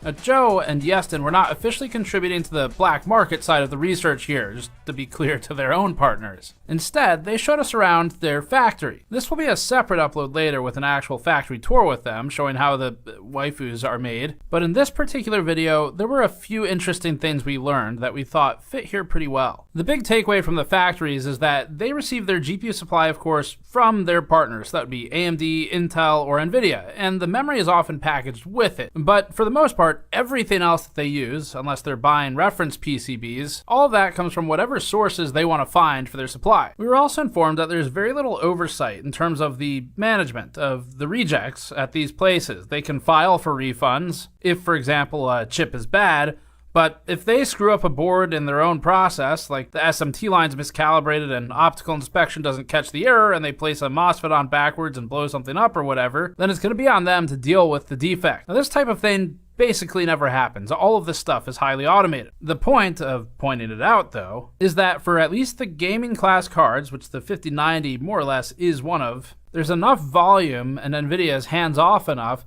that it would be pretty easy to make these disappear. The biggest reason for this is that there are partners for the 5090s. It's not like a card that only Nvidia makes, such as the RTX Pro 6000 and the Blackwell edition. And since there are partners, Nvidia's only tracking when they sell them the GPUs. They don't necessarily keep tabs on where those get distributed once they're done being manufactured. So for this reason, if a factory wants to just sell it domestically in China, and they think they can get away with it without being added to the entity list, which it's very likely would kill their business with Nvidia, then they can go ahead and sell them domestically. That might be how some of these trading companies get a hold of them. It's an easier way to make them disappear than through channels that are more publicly visible from Nvidia and government. Now, Yeston doesn't make 5090s, but the processes they taught us about illustrate how that could happen. As for the server-grade solutions, there are manufacturers for those that are pretty tightly controlled. Basically, the silicon is made in Taiwan. It's shipped to wherever it's going to be assembled. Almost all of the other components are sourced in China, and as a result, it's easiest to keep the whole supply chain there, including the assembly. And the assembly involves the same stuff you're seeing for the lower end cards and the AMD solutions we're looking at from Yeston in this factory line. They use surface mount technology, or SMT lines, with conveyored inflow of PCBs, reels upon reels of components that are placed smallest to largest, with the most valuable typically at the very end, that'd be the GPU, and then manual placement for heatsinks. There is often manual assembly even for Nvidia's high-end stuff. Although we can't show you that here, we have seen it being made. That's in different factories. And at the end of the process, it's possible they find a defect. Again, Dr. Vinci Chao had one where he has a broken link on his board. There's a good chance that stayed in China and never left. If it was reported as a defect to Nvidia, then it may have effectively just been written off and considered trash. But after seeing how a highly skilled group like Brother John's repair shop a second ago can just repurpose all those components that are still good, you could see how there would be value in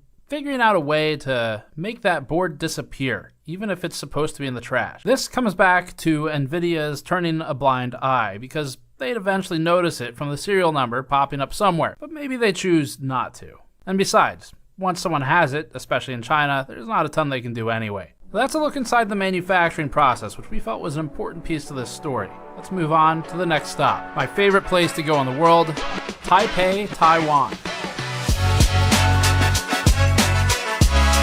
Most of our stay in Taiwan was for other stories. However, we did accidentally unturn one stone with something interesting under it. We can't show any B-roll for this because we do protect sources, so we're just showing some other footage instead. A B2B company in Taiwan noted to us that it's commissioned by Chinese companies to import servers for pre-testing and pre-assembly and setup steps. When we asked what the GPUs were that the servers ran, having just done all the rest of this, we realized that all of the hardware is export controlled. Once the B2B agency completes its testing, it ships the system out to the original buyer. Basically, they act as an intermediary to buy the machine, mark it up, and reship it to the original purchaser, maybe with actual testing. We also spoke with a company that conducts business in Singapore. The company informed us that they are also aware of similar pass-throughs for so-called testing or data services. Our last link in this chain is actually the first. The smugglers bring it full circle, and the smugglers themselves also put us back in the United States. We didn't think we'd be able to find someone doing the dirty work here, but in the final hours, a viewer had a lead. This led to about a 12 or 16 hour production delay as we were wrapping the project, but as far as we're aware, this is the first content piece that actually features someone doing the highest risk dirty work. Everyone else we spoke to is in China. They're safe from US retaliation, but large-scale smugglers get arrested, fined millions of dollars, and can spend years in prison if they were really serious. A viewer contacted us to say that he'd connected with a traveling GPU buyer. The story went that this guy drives around buying specifically RTX 4090s. He doesn't care about anything else, including 5090s, because those don't sell as well to China.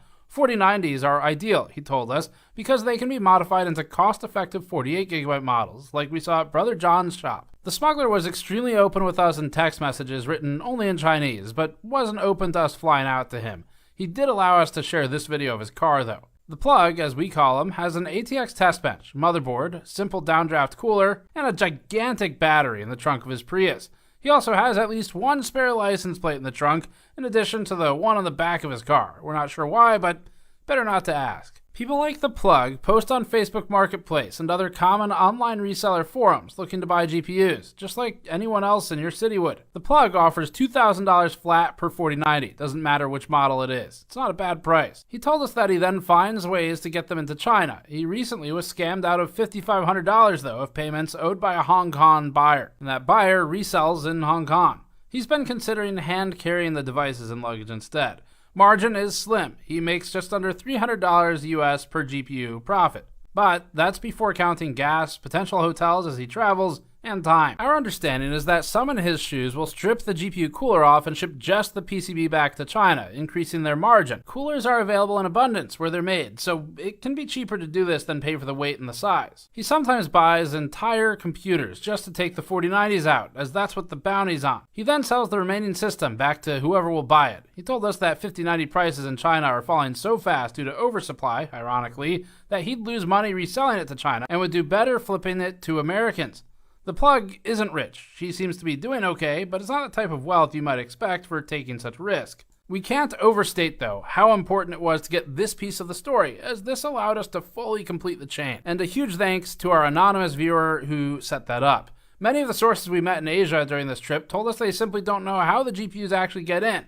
And now we know. People doing this on a small scale, like The Plug, are unlikely to be caught. But operations transacting millions of dollars worth of GPUs would have a harder time getting them out undetected. And that brings us to the end of our travels, but not the end of this piece. We have two more entities to look at, and that's Nvidia and the US government. The legality is simple. This is our understanding of it. There's no restriction on purchasers, only on sellers the US has control over. Even Americans buying GPUs in China are not violating any laws. It is not restricted. So we'll start with selling. The simplest answer to who the sale of GPUs is restricted for is anybody who doesn't have a specific export license and who would be governed by US law. And Nvidia can't just bypass it by shipping from a different country instead. It has to do with the sale, not with the shipment location. That includes entities buying from US companies like European companies who would be under guidance from both Nvidia and, if they do business with the US, its government. It's also illegal for anybody in the United States, citizen or not, to sell these GPUs to China, Hong Kong, Macau, or companies in those locations if the seller does not have a re-export license. It is not illegal for a person of any nationality in America to sell a GPU to any non-restricted entity. As for buying, there's absolutely nothing illegal about for us over here to buy these GPUs. But it's also not illegal to sell them in China for a Chinese company. The Chinese government doesn't generally enforce American export laws. Other nations cooperating with the United States might, such as recent arrests in Singapore, but once the GPU is in China, the people in possession of it likely don't care. Buyer or seller, or someone who does both, like GPU dealer Vincent. 这个本来中国政府是跟中国政府没什么事的，禁止是美国禁止嘛，是英伟达他们不能往这边销售而已啊。The only control over Chinese companies that the US has is the entity list, which would hurt their business prospects with American companies, but only if they care about that. Chinese GPU middleman Sitan He in Tianjin landed on the entity list for transacting banned GPUs and being found out. Sitan He purchases GPUs from anyone who can get them into China, and then they bid on domestic projects like data center build-outs. The entity list was used to restrict, for example, Deepcool previously, resulting in their American partners ceasing business with them for fear of frozen assets, audits, or collateral bans. So this hurts companies like Deepcool that want to operate in the US, and it even shut down their California office. But for Sitan He, they mostly want to do business with other Chinese companies, and so it'd have limited impact unless they wanted to expand to do business with Americans. Beyond the entity list, the US really has no control over what happens inside Chinese borders. That means the only point at which a GPU could feasibly be intercepted and a person arrested would be operating in the US or in transit to intermediary countries such as Singapore, which may have their own export laws. The people buying and selling them within China are not breaking any of their own government's laws, though. And so we come back to Nvidia. At every turn, it really looks like Nvidia is playing all sides. If there's enough money to be made, anybody is Nvidia's friend. We think the story of AI GPUs has become a story of corruption between governments and the wealthiest company on Earth. For example, on April 30th, Amazon-backed AI startup Anthropic called on the US government to increase export control restrictions to China. As part of this blog post, Anthropic said the government needs to improve its export enforcement to reduce smuggling. The company cited examples of chips being smuggled with, quote, prosthetic baby bumps, end quote, and, quote, live lobsters, end quote. This upset Nvidia, obviously, because Nvidia doesn't like restrictions to making money. So Nvidia shot back. Seemingly taking a page out of Trump's playbook, Nvidia essentially called this fake news. Quote, American firms should focus on innovation and rise to the challenge, rather than tell tall tales that large, heavy, and sensitive electronics are somehow smuggled in, scare quotes, baby bumps, or scare quotes, alongside live lobsters, end quote. Except Anthropic isn't telling tall tales. It's right. A 2022 video that we uncovered showed a security check at Zhuhai, a port in Guangdong. It's not far from Shenzhen, wherein a woman with a prosthetic baby bump was shown to have been carrying CPUs and iPhones instead. The report made it to customs.gov.cn, stating that she arrived from Macau, a common go-between, similar to Hong Kong. This story got international attention in technical media, and we reject the possibility that Nvidia wasn't aware of it. We found the official Chinese government posting about smuggling from Macau. Imports to most of China are taxed, and so tax evasion coupled with smuggling will increase margin on the electronics rather than sharing it with one of the two governments. If you're already breaking a US law, it seems some just go for a hat trick and increase the profits. As for the lobsters, that's real too. We unearthed this official Hong Kong customs website detailing a white van busted driving on the Zhuhai-Macau bridge, filled with 280 kilograms of undeclared live lobsters and, yes, 70 smuggled GPUs, complete with photo evidence.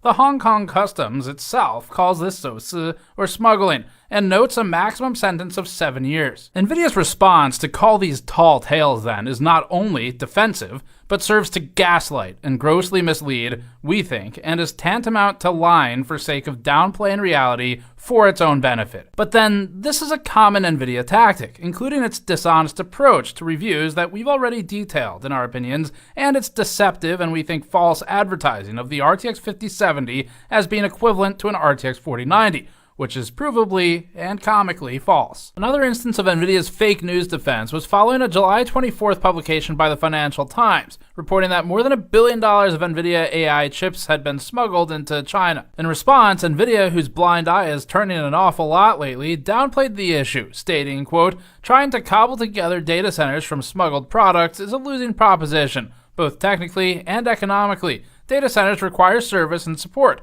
which we provide only to authorized Nvidia products, end quote. The last part sounds like something a company selling support would say, and the first part doesn't really match Nvidia's whole the more you buy, the more you save thing. It's only a winning proposition by all of their prior years of statements. If your only option is a useless, insufficient data center or a cobbled together sufficient data center, then a cobbled together one is still a winning proposition by comparison. It's weird for them to pretend that this isn't worth doing. It's worth like lots of money. That same day, WhiteHouse.gov posted an article titled Why to Claim for President Trump's Visionary AI Action Plan. Near the top of the post, it highlighted a sycophantic quote from Jensen Huang, which read, quote, America's unique advantage that no country could possibly have is President Trump, end quote. And we would call that sycophantic if it's about any president. On August 5th, Nvidia got another opportunity to talk. The U.S. Department of Justice announced that it had arrested 2 people in California for smuggling, quote, tens of millions of dollars worth of sensitive microchips used in artificial intelligence applications, end quote, to China. The court documents say the shipments included the Nvidia H100 and the Nvidia RTX 4090. Rather than admit smuggling exists, Nvidia downplayed the situation again and stated this time, quote, this case demonstrates that smuggling is a non-starter, end quote. Except that anyone who made tens of millions of dollars before getting caught had a pretty good start. and so did their customers. This is a bullshit statement from Nvidia that seemingly aims to downplay and deflect to reduce lawmaker attention on its monopoly. Nvidia also said, quote, "We primarily sell products to well-known partners, including OEMs, who help us ensure that all sales comply with U.S. export control rules." Nvidia noted that, quote, "Any diverted products would have no service, support, or updates," end quote. Again, this is not fully true. Our own sources in this story noted that although something like an HGX system would be hard to service, a standalone PCIe GPU could be parted out and covered under a separate warranty, even in China. Meanwhile, the US began scrutinizing Nvidia's technology for getting into China, whether or not the company itself was directly involved. In a bipartisan report called DeepSeek Unmasked, a government committee called DeepSeek a, quote, "threat to national security," end quote, and said DeepSeek had used Nvidia's technology. Quote, "AI model appears to be powered by advanced chips provided by American semiconductor giant Nvidia and reportedly utilizes tens of thousands of chips that are currently restricted from export to the People's Republic of China, or PRC. Nvidia designed and manufactured many of these chips to create the most sophisticated possible chip while skirting US export controls. This has allowed these chips to be exported to China as the US government develops stricter restrictions. Since March 2024, it is estimated that Nvidia has produced over 1 million chips for the Chinese market," end quote. The government also examined Nvidia's significant revenue growth in Singapore compared to China based on SEC filings, particularly in years featuring restrictions. The government questioned, quote, "whether PRC customers are arranging for the diversion of sensitive chips that are reportedly sold through Singapore," end quote. This was stated because revenue from Singapore had grown from almost nothing since 2020 or 2021. Nvidia has defended its sales to Singapore by stating that, quote, "customers use Singapore to centralize invoicing while our products are almost always shipped elsewhere," end quote. According to Nvidia, shipments destined to Singapore were only 2% of the company's total revenue in 2025. But we also know that Singapore has made numerous arrests relating to GPU smuggling, so there appears to be some reason for the concerns, whether or not Nvidia itself wants to turn a blind eye to it. Despite the allegations, Nvidia downplayed any smuggling of AI chips. In this video, uploaded 2 months ago from what appears to be either a potato or a VHS tape, Jensen Huang speaks on smuggling. Governments understand that diversion is not allowed, and there's no evidence of any AI chip diversion. Except that there is evidence of it, not only in this very movie, but in readily available reports online for years now. Huang continued. Our data center GPUs are massive. These are massive systems. The Grace Blackwell system is nearly 2 tons. And so you're not going to be putting that in your pocket or your backpack anytime soon. And so these systems are fairly easy to keep track of. But the important thing is that the countries and the companies that we sell to recognize that diversion is not allowed. And everybody would like to continue to buy Nvidia technology. And so they're very well, they monitor themselves very carefully, and they're quite careful about that. This one's interesting. He's right in that it is much harder to smuggle Grace Blackwell or Hopper HGX class systems completely. Dr. Vinci Chao's statements align with this. It's very hard to get like a full HGX system, right? But it still happens. At least one of Nvidia's GPU and server customers in another country told us that they facilitate intermediary transmission to China and in fact showed us the server racks on site in their facilities. We weren't allowed to film them, so this footage is from Computex instead, but we saw them. A separate representative told us that document forgery through third-party countries can also disguise such transshipments. One middleman told us on camera earlier that an Nvidia distributor gets parts into China, a downchain factory, and not the one we're showing right now, in case Nvidia has its famed Journal of Retaliation out, told us that Nvidia's QC rejects sometimes end up repurposed and kept in China, salvaging the GPU and the VRAM and scrapping the rest. Dr. Vinci Chao told us that one of his own devices had a defective link on it, contributing to this statement because he acquired said device. It just happens to have a defect. And he also said this. Do you think Nvidia knows that all of this is happening? I would be surprised if they don't, right? Yeah. I would be surprised. Right? I would be really surprised if they don't. I see. Right? These are very expensive items. Yeah. Right? I would imagine you would keep track of everything, right? Yeah. I don't know. Is that? Yeah, it's hard to know what they can do, what they plan to do with all these defective parts. But I'll be very surprised that no one have ever thought of the possibility that if it's something so valuable, someone would come up with a use of Even a defective one. Defective ones. Yeah. So, in one set of statements, Nvidia says that smuggling doesn't really happen because the export controls work and keep partners in line. But in another statement, Jensen Huang called the US export controls a, quote, failure, end quote, talking out of both sides of his mouth, we think. He spoke of competing Chinese GPU brands posing a threat to Nvidia. Quote, the local companies are very, very talented and very determined, and the export control gave them the spirit, the energy, and the government support to accelerate their development. I think, all in all, the export control was a failure, end quote. But the stakes and the dollar signs for Nvidia had increased. Jensen said Nvidia's market share in China had dropped from 95% to 50%. And in Nvidia's May quarterly earnings before the H20 exemption and revenue share, Jensen Huang said the company's data center business in China was done. Quote, however, the $50 billion China market is effectively closed to U.S. industry. The H20 export ban ended our Hopper data center business in China, end quote. Or, as Jensen says, the China market is worth one Boeing. The Chinese market in a couple of years is probably about $50 billion. The market we've left behind is utterly gigantic. $50 billion, just so you have a feeling for that number, $50 billion is like Boeing. Probably not the best example, but okay. Let's look back at the timeline one more time for these export controls and Nvidia. This time we'll focus on highlighting Nvidia's side of things, which is its relentless appetite for global domination. The October 7th, 2022 Biden administration export controls had a stated goal of, quote, protecting U.S. national security and foreign policy interests, end quote, by implementing new export controls restricting China's ability to build high-end semiconductors, including for the development of supercomputers. There was an included goal of staving off the potential for China to develop, quote, nuclear weapons and other military technologies, end quote. Blocking the H100 and A100 led to Nvidia creating an export-compliant A800 at about 70% of the speed of an A100 for the Chinese market. A year later, on October 17th, 2023, the U.S. Department of Commerce updated its export compliance and restricted Nvidia's A800 chip as well, alongside the newer China-targeted H800. Weeks later, on December 6, 2023, Nvidia told reporters in Singapore that it would be working on another new chip that would comply with the U.S.'s new restrictions. On July 13, 2025, which was after Donald Trump won the 2024 presidential election, but a week before he took office, the outgoing Biden administration tightened export controls by introducing national chip caps for many countries, except for 18 allies. That's the AI diffusion rule we spoke of earlier, and it would have gone into effect in May.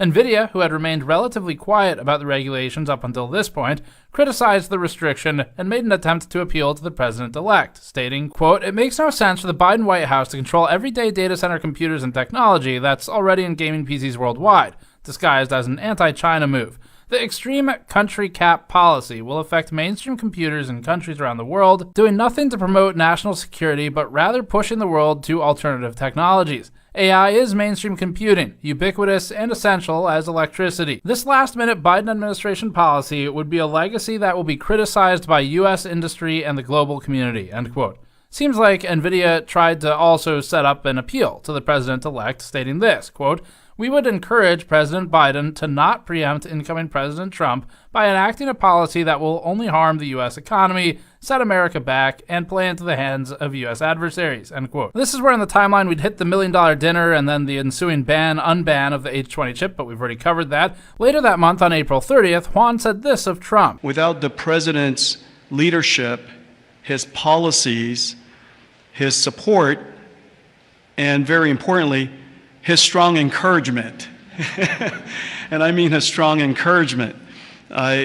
Frankly, manufacturing in the United States wouldn't have accelerated to this pace. A month after the Mar-a-Lago estate dinner on May 7th, the U.S. Department of Commerce confirmed that it will not implement the AI diffusion rule that Nvidia campaigned against and that was created under the Biden administration. The rule was supposed to go into effect a week later, on May 15th.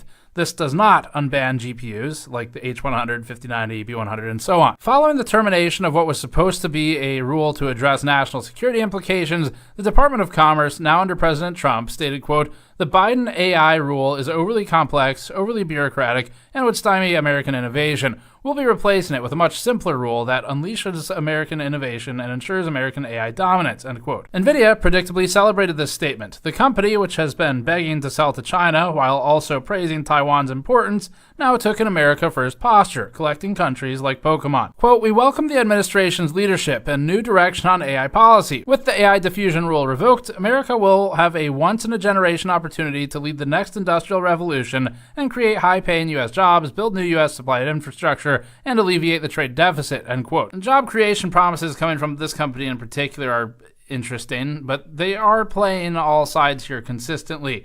Later that month, on May 28th, Juan spoke with Mad Money host Jim Cramer. He stated, quote, "When he rescinded the AI diffusion rule, it was a visionary move, it was a bold move, and he recognizes that there's an AI race and we're not alone.